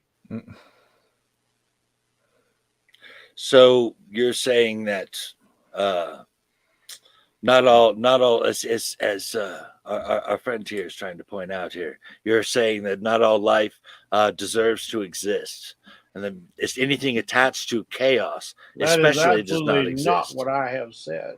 Well, it certainly sounds like that's what you're saying, and I gotta say it's leave- ruffling my feathers a little bit. Leave the thinking to your friend Oh, over good there. one, Ovak. Oh Jesus. Gentlemen, what does this have to do with anything? Mine was Absolutely my mother was captured, used for breeding, and then sacrificed. It does not matter where your parents come from, it matters what you do. Again, your state of being is something I cannot hold against you, for that is not your decision. But it was chaos and evil that brought your mother to such a sorry state, was it not? Since she died before In the I was beginning. aware of her, it doesn't matter. You, my friend, to them would be prey. Yeah. As I have said before, people who misunderstand my potential should have a care. The They might universe find was me born. somewhat indigestible. The universe was born in chaos. Every And then the attempt gods structured it into this place where we could live, thrive, and explore. Coral leaves the discussion and goes on to the post. We're all walking, we're walking and talking. I'm walking here. That's Yeah, right. We're she walking goes- over here. Faster. She moves faster. I warned you, Oh, Thaddeus is going to be an actually, asshole. Eldon will start running up. Hey, Coral, I'm sorry, I forgot. Yes. I made this for you. This will only last a day unless I keep up with it, but he hands you a little wooden snake that's kind of like his spider. Oh, I Is it hope Mr. this Hiss? isn't appropriate. I hope this isn't inappropriate, but I just thought you might like it. Aw. it is not appropriate. I do admire the workmanship of this. Thank you. You're welcome. So are the treatises on law and chaos done? I suppose that's enough time to get to the store. Okay. Yep. You arrive at Harkin's trading post. That was fun, though.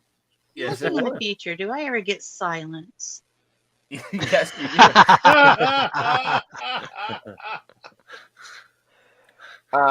That's all right. I can still bombard you with lectures telepathically if I want.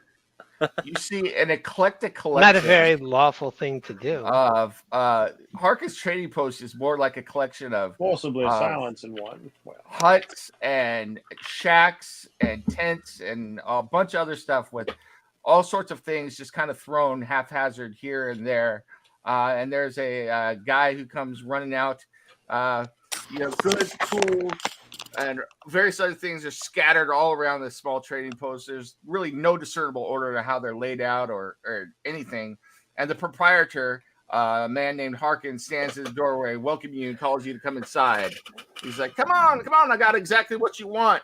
Actually, Rava was already here. He's told me you're looking for some items. I don't know what you want, but have a look around. If you see anything you need, let me know. You're getting the discount.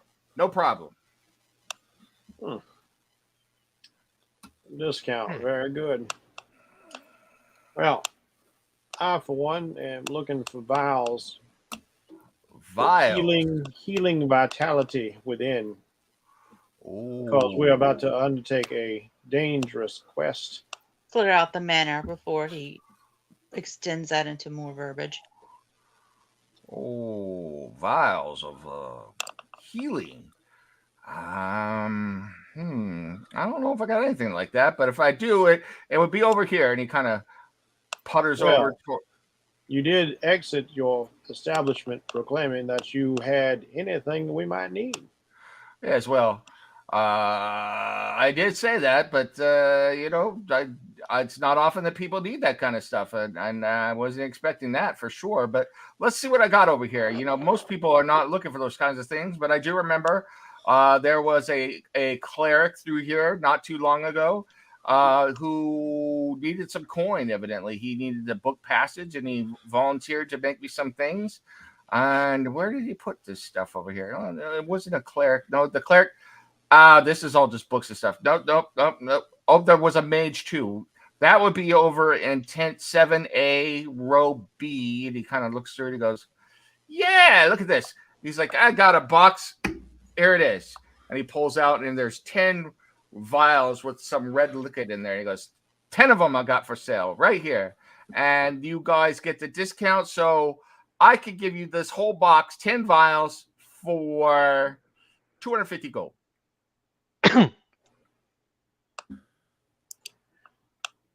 Well, that is not an unfair price.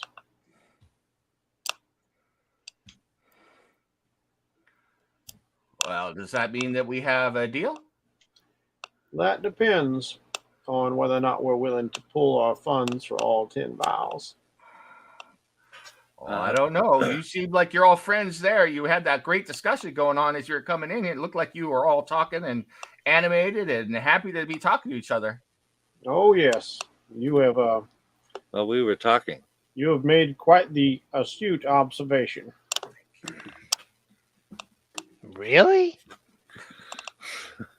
In your head, you hear like, "Can you not denote sarcasm in my voice?"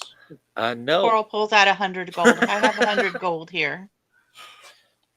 Okay, well, that's great. That's 100. We still need another We'll give you 120. We'll give you 120 for the box. for the box. Yes, Son, with the vials in it. You know how much I would normally get for this? I'm giving you the discount price. Dude, you didn't even remember it was sitting there. How long is it going to sit on your shelf collecting dust before some other group of idiots wanders into this relatively peaceful town looking for it? Yeah, but it's the what is that word I'm looking for? I can never remember that word. What I is that think word? the word you're looking for is the heroes that are going to save your city.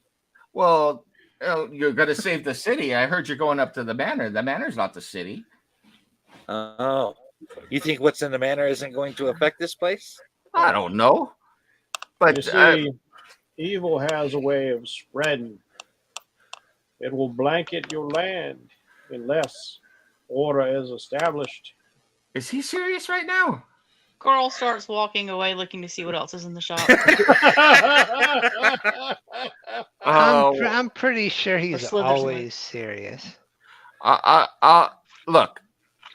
It's the I can never remember the word.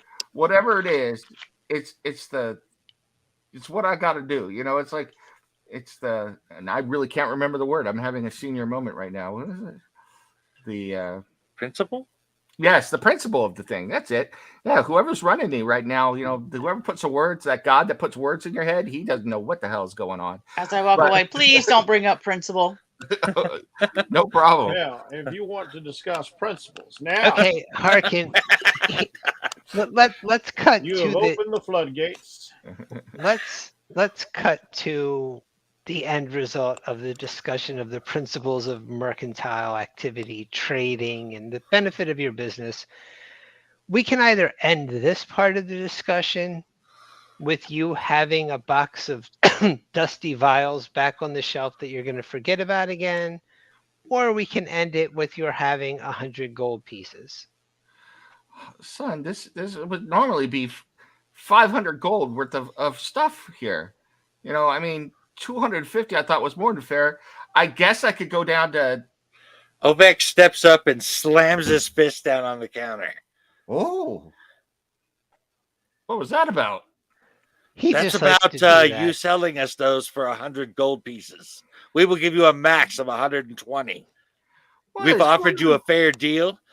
I suggest you take it before, let's say, my Orcaf takes over here. We My- are not going to threaten a lawful proprietor in his establishment with violence to get our way like some common thugs on the highway. Oh, I I didn't don't know. actually. Can you I not did hear like- the sarcasm in my voice? Absolutely not. I would like to point out, Professor Thaddeus, there was no actual threat of violence. So for you to imply otherwise, It's rather implied, don't you think? I can imply anything I'd like. that's a somewhat loose and chaotic interpretation of his words. That was very clear subtext, young man. Well, I I feel very threatened now. That's very scary. I go up in between them and I was like, we also have some supplies that were acquired. Would you consider goods in trade as opposed to additional money? This is true. We have Ooh. acquired weapons and armor.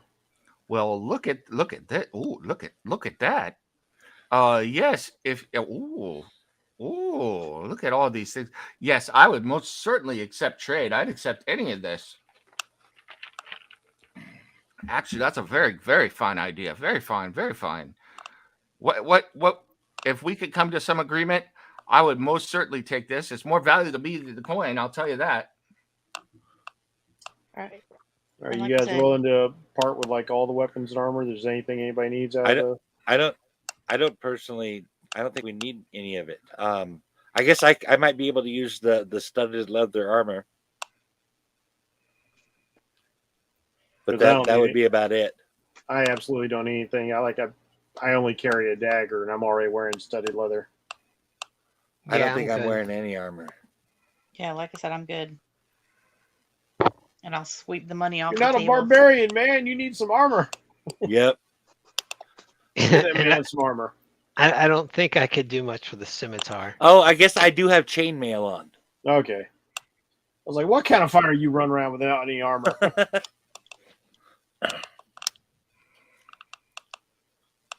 All right, so does anybody want any of the light crossbows? I have a light crossbow. I don't. I think my greatsword is probably better than the weapons that are there. Yeah, you had the big I damage. will take the dagger just to have an additional short range weapon. Makes sense. But other than that, I'm not interested in anything else. So yeah, I'm inclined to offer him anything that isn't money or the bottles of the good wine. he can have the bad wine. He can have the average wine. He's like, well, yeah, these crossbows. Let's see, these scimitars, this dagger, and But she's keeping the dagger. She's keeping the dagger. okay, the crossbows, the scimitars, and maybe some of this leather armor would do just fine. In fact, not only will I throw all of that, these potions in. Let's make it fair. I've got this one here. Now I don't know. They told me that what it could do, and I'll tell you, I've never seen it used. But this guy came through and told me I was drunk.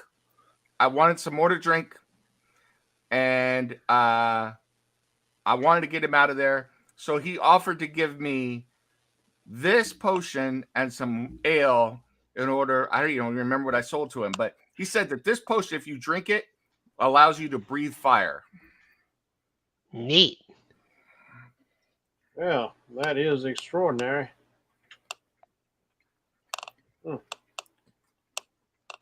Cool.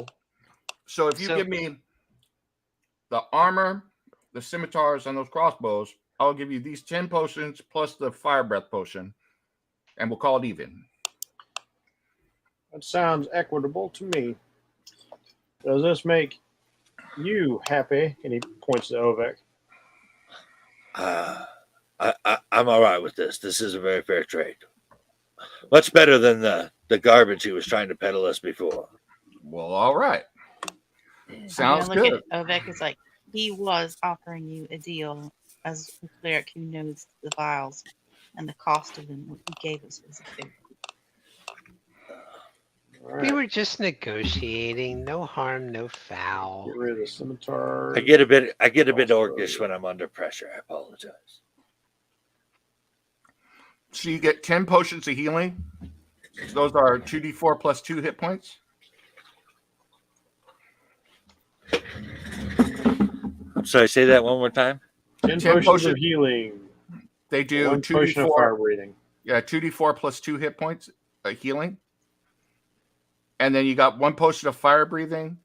So it lasts for 1 hour or 3 uses. And after drinking the potion, you can use a bonus action to exhale fire to target within 30 feet, and the target takes 46 fire damage, or half on a successful DC 13 saving throw. A bonus action? Yep. Oh man, so you get to attack and breathe some fire? Yes. What?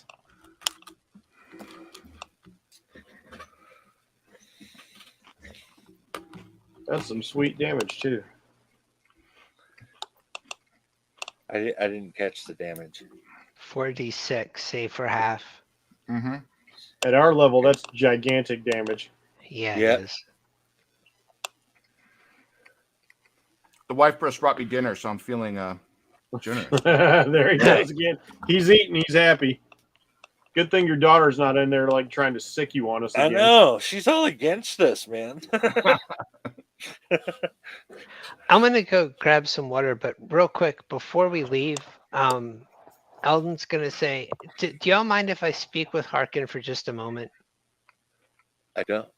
This is directed towards Ovek and Thaddeus and Coral. I don't. In We've your got head. plenty of days of us. Harkin looks around and goes, "Okay, I don't And- mind if you speak to me." In your head, Eldon, you'll hear like, "What, pray tell, is that about?" Dude, it's nothing chaotic. Don't worry about it. Just nothing what chaotic. a chaotic person would say. Yeah, well, just barging into people's heads without permission or even knocking isn't exactly lawful. Well, I'm sure you have rules against that somewhere. we And if have you a don't, way- you bloody well should. Where's all your manners and civility there? You It's can't nothing hear that. I'm not chaotic. talking to you. It's evil. So that's what it is. Mermaid Man. I will keep that on mind the next time you need direction on the battlefield, and I'll walk out. All right. Yeah, Eldon's just gonna slip Harkin 2 gold and say, can you make sure that oh Lord, what is that girl's family? That Jess's family Jess. gets like a decent supply of oats and whatever food stuff you send over this week, because we just like ate them out of house and home and they were so nice. So I mean, What's this we shit, white man? It was one guy. One guy. and I'm just sliding 2 gold across the counter. He's like, is this enough to get them just, I don't know, double whatever they usually get? Certainly. He kind of pockets the 2 gold. I will make sure that they get food supplies. Thank you. You're Because they were really nice to us. welcome. Okay. All right, man. We cool? Like, that is a most fair thing to do. Thank you so much. Eldon will reach up and offer his hand. He reaches down and shakes your hand. That is a very thoughtful thing to do. You have a good day. You too. All right, I'm going to go grab some water. Be right back. All right. Are you guys going to head up to Silverlight? Manor? Yeah. Let's handle that. I mean, All right. unless Greg's got any other ideas. But, I'll wait till Greg comes back, and then I will. It does seem like we are now equipped as well as we're going to be for what we can afford. And it doesn't seem like day or night's going to matter anymore because the place is shrouded in fog and shadows anyway. Okay, so DM, have a question while we're waiting. Mm-hmm. One of my attributes is having advantage on saving throws against spells and other magical effects. Yes. Could that be applied to Thaddeus's psychic abilities? Sure. Because it is a DC 13 to save to zone him out, I think. So I mean, the telepathic communication is not a saving throw requirement, but like, hey, why not? yeah, you could resist it. Good to know.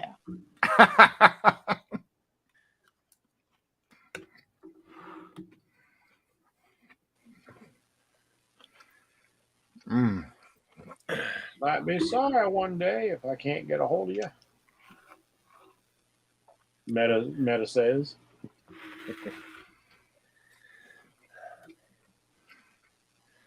So let us set this up here.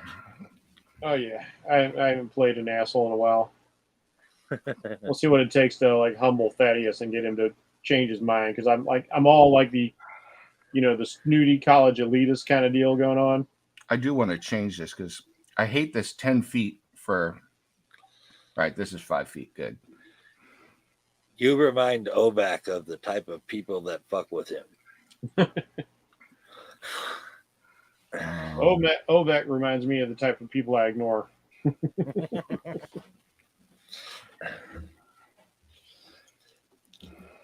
What I love about this background is like one of the potential background personality traits is like let's see, where is it?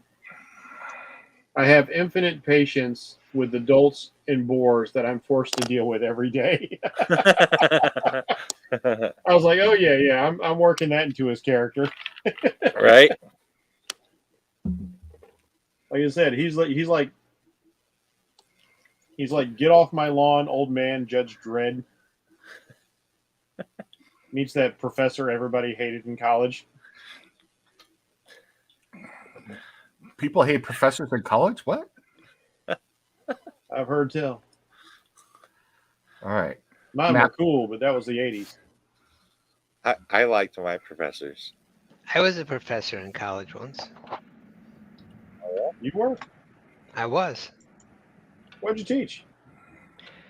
Data design, database management. All right. Oh, wow. Cool. That's impressive. I got to do this thing again because it's not giving you your light again. Man, like you and them are like on track to be like our entire IT department.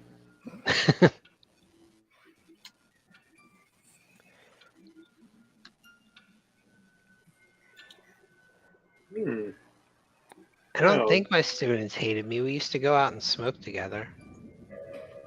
Well, Oh, well, there you go. the thing about that, like smoke or smoke. Smoke. Just cigarettes with most Yeah, of okay. them. As I was about to say, like there's a thing about weed. Sometimes you got friends that are only your friends because y'all just smoke weed. So, that's the only common bond. All right. We all ready? I suppose when I'm not seeing much. Let's zoom in here, see if I can get a little better picture. There we go. That's Now I'm about seeing what a you little should something. see. Okay. So a couple of spots of like light, and then this big black area because it's Mhm. probably dynamic lighting. Yep. Yes. Sorry, I just took a bite. All right. So let's do this. Let me read what you see as you come up. So you trudge up the hill and eventually enter the mist, and it does become almost like night in here. There's swirling mist going around. The sunlight does break through at different points, so you can see a little bit of light trickling through the mist, but the sunlight has to work very, very hard to get through the mist at all. Once You you best get not up, be walking into Ravenloft.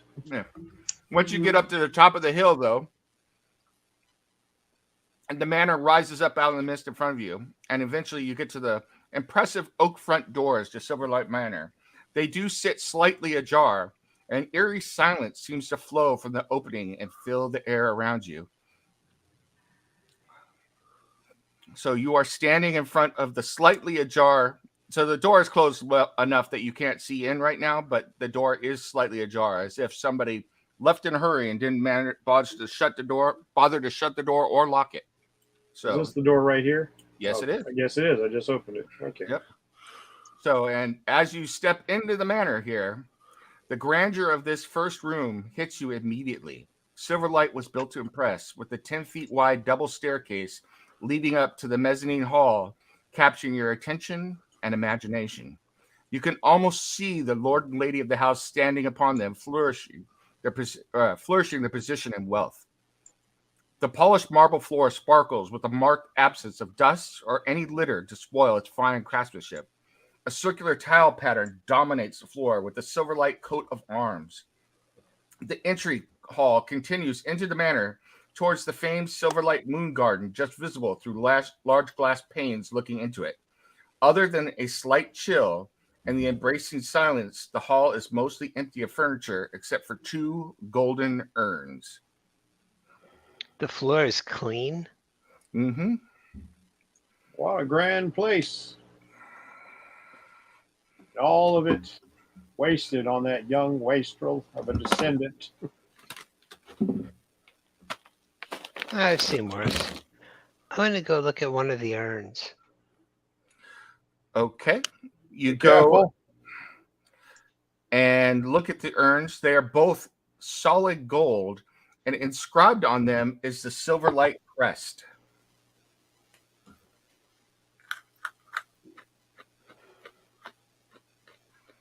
This entire place appears to be haunted. Be very careful. That's an awful lot of wealth to flaunt in a town that doesn't have much. Yeah. But it's all legal, right? It's legal, and I suppose it's better than just hoarding it away in a room. Do something with it. Make something of it. A sign of your achievements of life. Ah, As you look around, achievements are meant to be shared. there's also a massive fresco on the wall, and there are paintings as one large, very beautiful painting on one of the walls as well. I'll take a look at that. The painting depicts the beautiful scenery of Silverlight. The harbor and mountains are interspersed with portraits of the Bellastorm family, kind of sitting on top of the hill that Silverlight Manor sits on it, looking down upon the town of Silverlight. This is well rendered. I got a competent artist to do this work. Arrogance. I'm sorry, what was that? I said I just see arrogance. I suppose you would. Oh, you meant the stuff on the walls. I thought you were talking about that. Yes. Yeah. 601. So there are staircases leading up to a mezzanine, you said? Mm-hmm. And then there's those doors to the left and to the right. So Is there north and anything? south. Is there anything inside the golden urns? Thaddeus will take a peek. You open up one of the urns, and inside is a collection of ash. Ah, that makes a bit more sense. Yeah, keep your dead in the entry hall. Some folks like to keep them close by. And what say you, young lady? You seem to know a bit about the practices of death and ritual. Some people like to have the wisdom and believe that the wisdom of their ancestors reside in the ashes and do like to keep them close. Some pray to them for Guidance. No one here is of the thieving variety, or they would be appraising this stuff, are they? Or would you be? Not me. Well, we know not you. Thieving is the last thing I do. Yes. I'm Well, stealthy, but I'm not thieving. jewel crafting. So if you want to call that appraisal. Ovak is a little awestruck. This might be the nicest place he's ever been in. It's like getting a whole head crane. Yeah. You, it's not really appraising, but you get the sense that just one of these urns is probably worth more than you are being paid to clear this entire manor. Holy crap, these people are loaded. Yeah, not Coral really will go to the surprising. fresco and like, what I see here is people of power who wish to show it. Right. That does not mean they're good or evil, but they do Just- wish everyone to know that they are here. Just When arrogant. one has earned something, there's nothing wrong with showing what you have achieved through your work. We miss you, Devlin.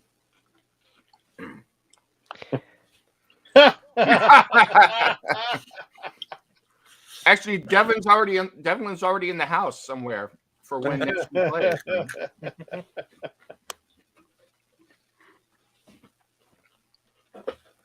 So I none would of this stuff is disagree. there; it's all gone. So If this is a display of power and wealth, and it is obtained through unlawful means, do you still hold the same concept? If achieved through unlawful means, then no. I do not But it- hold to such things. But it you was automatically achieved. assume it was lawful. You automatically assumed it was not. I automatically assumed it wasn't their labor that earned it. Mm-hmm. So then, the man, let's say, builds a successful business. Are you claiming that the labor of those who works beneath him is more important than the labor of he who established said empire? I think that Yes, the whatever labor they, of people that actually do things is more important than the lack of labor of the people who sit back and collect wealth based on it. And yet, the people who established the business worked to get to such a position where they could hire others to work in their stead. Let's And just I think agree we have whatever he different did- definitions of work so we can go on. yes, I think whatever he did You're earned the him one the who brought enmity it of up. someone to kill him. I'm sorry, what was that, my dear? I think that whatever he did, it earned him enemies that wanted to kill him for it. That is Shall we no. proceed to get rid of this? That is what we are here to do. And until I have evidence, I will not make any such assumptions on the owner's character. He made Unlike plenty of this- assumptions on his sons. Oh, his son proved exactly what his character was.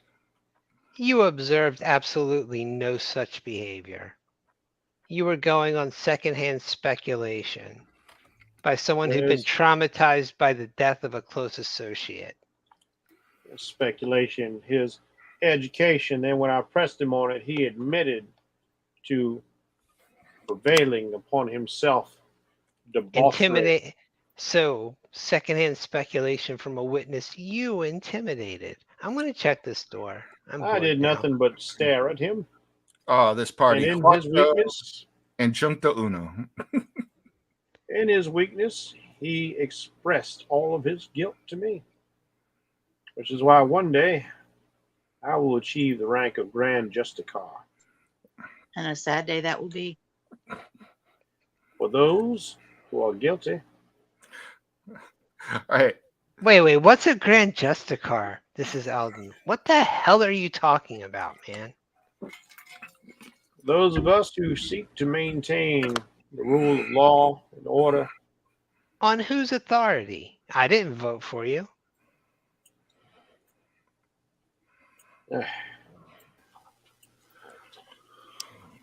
somebody has to keep order, do they not? No, just we've had to be established you. this. Watery tarts handing out shards is no way to establish a means of governance. Anarchist. All right. Eldon, you were checking the door to the north, Yeah. correct? Yeah. Okay. The short kings are on the north. It is locked when you go to check it. Is it trapped? I don't know. I do but- have proficiency with thieves' tools because, of course, I do. You can go ahead and check it. Good old artificers. Looks clear. I will attempt It's to never unlock comforting it. when you put it that way that fast. I 18 to must have unlock missed it. what you said, but Jen, Steve liked it.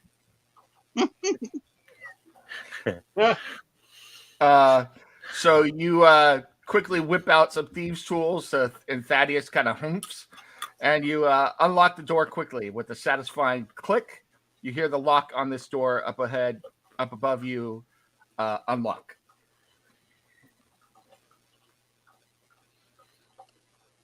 I will open it. All right, go ahead and open it. I will step to one side. Roll for initiative.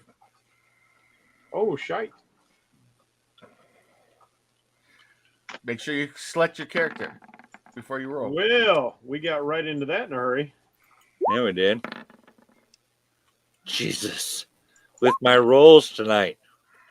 You know, can I roll it? Can I use my inspiration to re-roll that? Yes. Yeah. Go for it. All right. And my initiative. Because has that was been just horrible. sucky.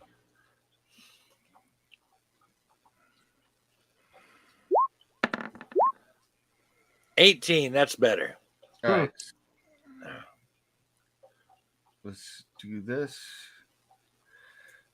And let me read this to you real quick, and then we'll get right into it. And for some reason, Roll20 is just not working for me right now. So you open up the door, and you see into this room 3 skeleton warriors who have been ambling about this room, leap to attention, and begin moving towards the door. I will finish reading the rest of the room's description after that because you're going to be too busy dealing with what's going on here first. So with that, let's go straight into combat. So Ovak, yep, you are up. Okay. Alert, everyone. It appears we are set upon. Let's see. Tell them they're being unlawful. Oh, I know. man. Hit them with Yeah. your degree. I'm getting so Perhaps you roasted should by my wife. Perhaps you should scold them into compliance. If only it were that easy. Tell them they have to honor you because of your degrees. Some of All right, Some Ovak, people out there have a great deal of truancy that needs correcting. you are at full strength, so I'm going to put you back up to 12 hit points. All right, you rolled a 14? hit. That is a hit. Wow. Okay. Nice. And 11 slashing damage. And Skeletons, fortunately, are not that heavily armored. vulnerable to bludgeoning. At least the typical ones aren't. All right, so you swing down with your greatsword, connecting with the bones of the skeleton, taking huge chunks out of one of the bones and dislodging several more. So the skeleton impossibly is still standing, but it looks like you've done a severe amount of structural damage to it. But it's odd enough that the skeleton is walking around, so it doesn't really surprise you that somehow a skeleton with hardly any bones remaining in it is still walking around and threatening you. So, I still find myself wanting to make a strange guttural noise. yes. And with that, the skeletons leap into action. Did I will- Ovik run through the door? yes. I also Okay. got an 18. Oh, did you? See Yeah. that, Jeff? My apologies. Coral, go ahead. Who has a better dexterity between the two of you? My Just so I dex know is for next 1. All right, We so just busted out with the Ferris Bueller reference there on. that would be Ovak. So, yes, Coral, you are up. Ah, yes. So I will Bueller. Bueller. target the skeletal warrior in front of Ovek, and I will do Sacred Flame. So they I have need a dexterity check. Dex. Yep. Dex 13. Holy crap! The skeleton warriors are actually dexterous. Yeah. That's crazy. We had smart ass bandits kept avoiding all my stuff. No, they only got a 9. So highly intelligent group That of is a 1d. thieves on the road. Right? And agile. And agile. so 6. So your That is a flame 6. erupts in the went middle. they went to the Bjorn School of fight avoidance. Oh, yeah. The flame erupts in the middle of the skeleton and incinerates it, and whatever was holding it together is vanquished, and it collapses to the ground with a clutter of bones and weapon and shield and etc. With that is now the skeleton's turn. By the way, we are still going to play with the rules that we were playing with before, which is flanking and all that other stuff. So I should have told you that before. I think we all pretty much assumed it. Yeah. So you're still the same DM. 2 attacks on Orvac, who has rushed into the room, doing his job as he sees it anyway. So, first of all, I'm going to get rid of the stupid always roll advantage. Well, I suppose I could have stayed outside the room and tried to shoot them with my what is it, the crossbow. But as a general rule, the Fellowship of the D20 does not do well with crossbows. Or gravity. Or gravity, or water. Or water. So, 2 short swords stab out at you, and you take a grand total of 11 piercing damage. Wow. Ow. That puts me in a whole 1 point. You know, Mike, is it any wonder I picked one character who can walk up walls and another one who can fly, given how this group does with gravity? Right? Professor Thaddeus, you just saw Ovac get skewered. Literally. Like a With boar. 2 short swords, yes. Oh, man, is he still up? Yeah, he's still up, but very barely. Okay, wow. How many are on him? 2. 2. One has been killed by Coral. Okay, so just one left then. Oh no, there's 2 left. There There were were 3. Yeah. Are they in a straight line? In a matter of speaking, you should be able to see them, but you would have to be able to shoot through walls to be able to get them. So Yeah, I think I might have to move to see where he is. They're in a straight line, but note that Ovac is between them in Yeah. that line. Okay, yeah. I totally can't hit him like that. Okay, I can only get one then. I can't get both. All right, in that case, let's have. Are either of them damaged that I could tell? neither one The of them guy, has been the guy in damaged at front of all. me is. Nope, that guy's dead. Oh, that guy's dead. Yeah, you smashed him like the Hulk. You All right, smashed let's have him and then this. Jen burned him. So Let's have this guy right here make an intelligence saving throw as I give him the evil eye. okay. Like Balor? Oh, Lord, you really are going to try and hit him with your degree. Wait and see. Wait for it. All right, intelligence saving throw. Put I'm the trying sights on. to think for a second. It's my You're- psychic power overwhelming you. Right. Would the undead be immune to psychic?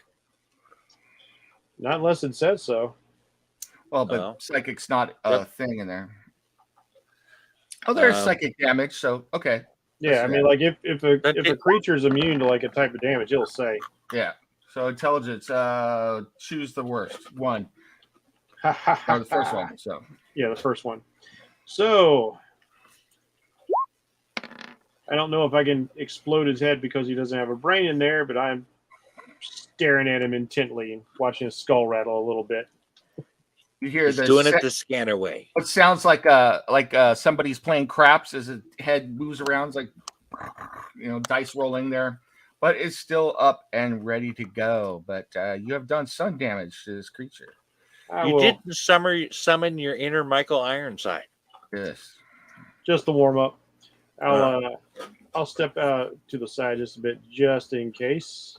I don't want anybody firing an arrow at me or something. Okay. You don't want to pull a see you at the party, Richter. Ah, So you are moving back. Eldon, you're up. Which one's head was the rattling? The near one or the far one? The far one. yeah, was the guy who was up here. All right.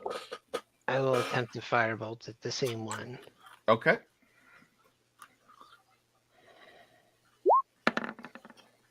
That's a hit. There you go. 3. Pretty With the interesting. 3. Finally, You are pretty cursed with the 3s tonight. You blast off a rib. You guys are taking it piece by piece. So, with that, we go I'm sorry, were you right. saying something, Jeff? Oh yeah, I was just gonna make a comment. It's pretty interesting finally getting to play this class in a game. It's pretty front loaded early on, but everything I've got is kind of save or suck. Ovak, you are up. Okay. Well, I guess I'm going to use my second wind. Okay. You can do that. You've taken a long rest. I thought we did take a long rest before we We did. I said you could do that. You've taken a long rest. Oh, my bad. Okay, sorry. Yep. All right, use that, and that is 1d10 plus my fighter level, which is 1. Right. So 6. So you're back up to 7 hit points. That's something. It is. I'm It is not something. I'm not encouraged that you had to burn that already. We just hit the second room. Right? We really should have divvied up the potions that we bought. Yeah, that would have helped. Who's carrying them all? I don't know. We didn't I guess decide. me because I asked for them. Harkin's carrying them all. He's holding on to them for you. Yeah. So, All right. It's like Leon the professional. I'll hold your money for you. yeah. All right, 22. Yeah, that's kind of a hit. So I would say so. And 11 slashing damage. you smacked the hell out of this skeleton. Ragdoll that puppy. Killed it too. All right. I'll teach you to hit me. Coral, you are up. I can't see anybody else. You'll have to probably move. I mean, Get a view. You might There's have to one move into just a room. inside I the don't door. even know. Yeah. Can you see? no, really couldn't see the other ones. It just has a name. Is that the one right inside the door? Yeah, as long as you can. Okay. Can you see any part of that square? If you could see any part of that square, which you should be able to, Yes. you should be able to see it. So All yeah. right, Jeff, that So one's we for will- you.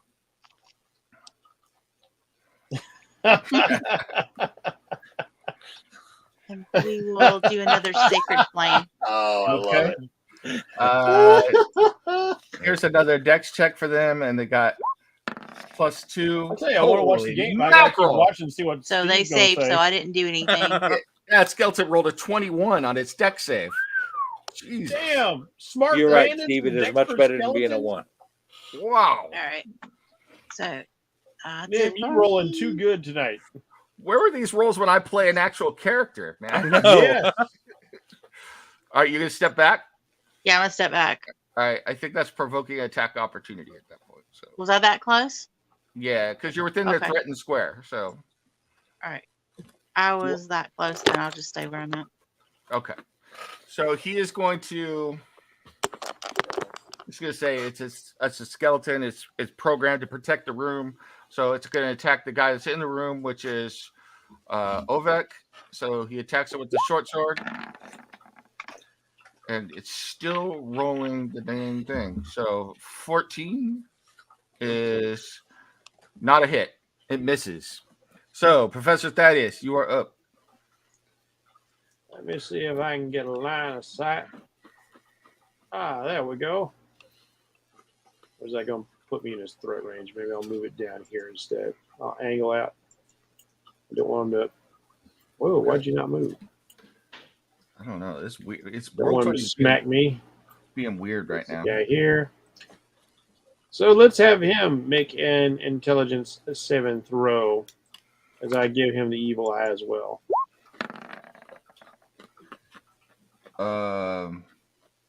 Was that me? Did I just roll 5? Yes, 5. All right. That is what we call a failure to communicate. That will cost you. Ooh, nice. 9 points of psychic damage. You really rolled the bones on that one. So So start using my I telepathic force. Very nice. You know, you get a DM That's point of right here. inspiration for that. thank you. Don't give him a reroll. He's rolling too good as is. Eldon, you are up. There's one skeleton remaining. It's jacked, but it's still up. Yep. Flashy, firebolty. That Oh, is a nope. miss. Back to the top. Ovac. That's the problem with Right. skeletons, man. Like there's all that empty space in them. Don't do it through the crossbow. Oh! Damn. Smash it. Ooh. Ovac smash. 7 And- slashing damage. You take the head off this one as well. And with Yeah, that, baby. the room falls silent. It's a lot cooler when they have guts and stuff, but that was pretty neat. So it is 7 o'clock. But what I'm going to do is I'm going to read you the description of this room and let you search, and then we'll call it for the night, if that sounds Okay. good. Yep. So you look around this room. This is the business affairs of the Silverlight estate were conducted from this formal office. The estate manager's massive and imposing desk is central to the room. Various files, papers, and maps adorn the office. Another Silverlight golden urn is placed in one corner, and the other is a well-kept shrubbery in a pot. Ambling I around the say office. yeet to you. So ambling around the office are animated skeletons, but we already did that. Intent on delivering death. Roll for initiative. Yeah, we did that already. So, and with that, so that is what you see in there. So you could go ahead and search through this, all the stuff, if you care to. Well, I'm Yeah, let's immediately search. curious to see if this urn also has ashes. Okay. Unless you guys really want to roll, I'm going to say that you could take as much time as you want to conduct a thorough search of the room. So,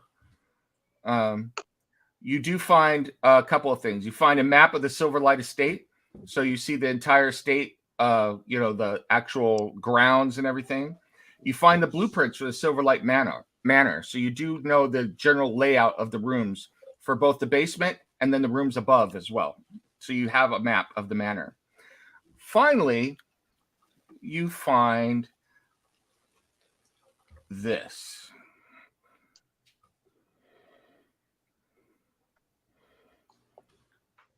Letter.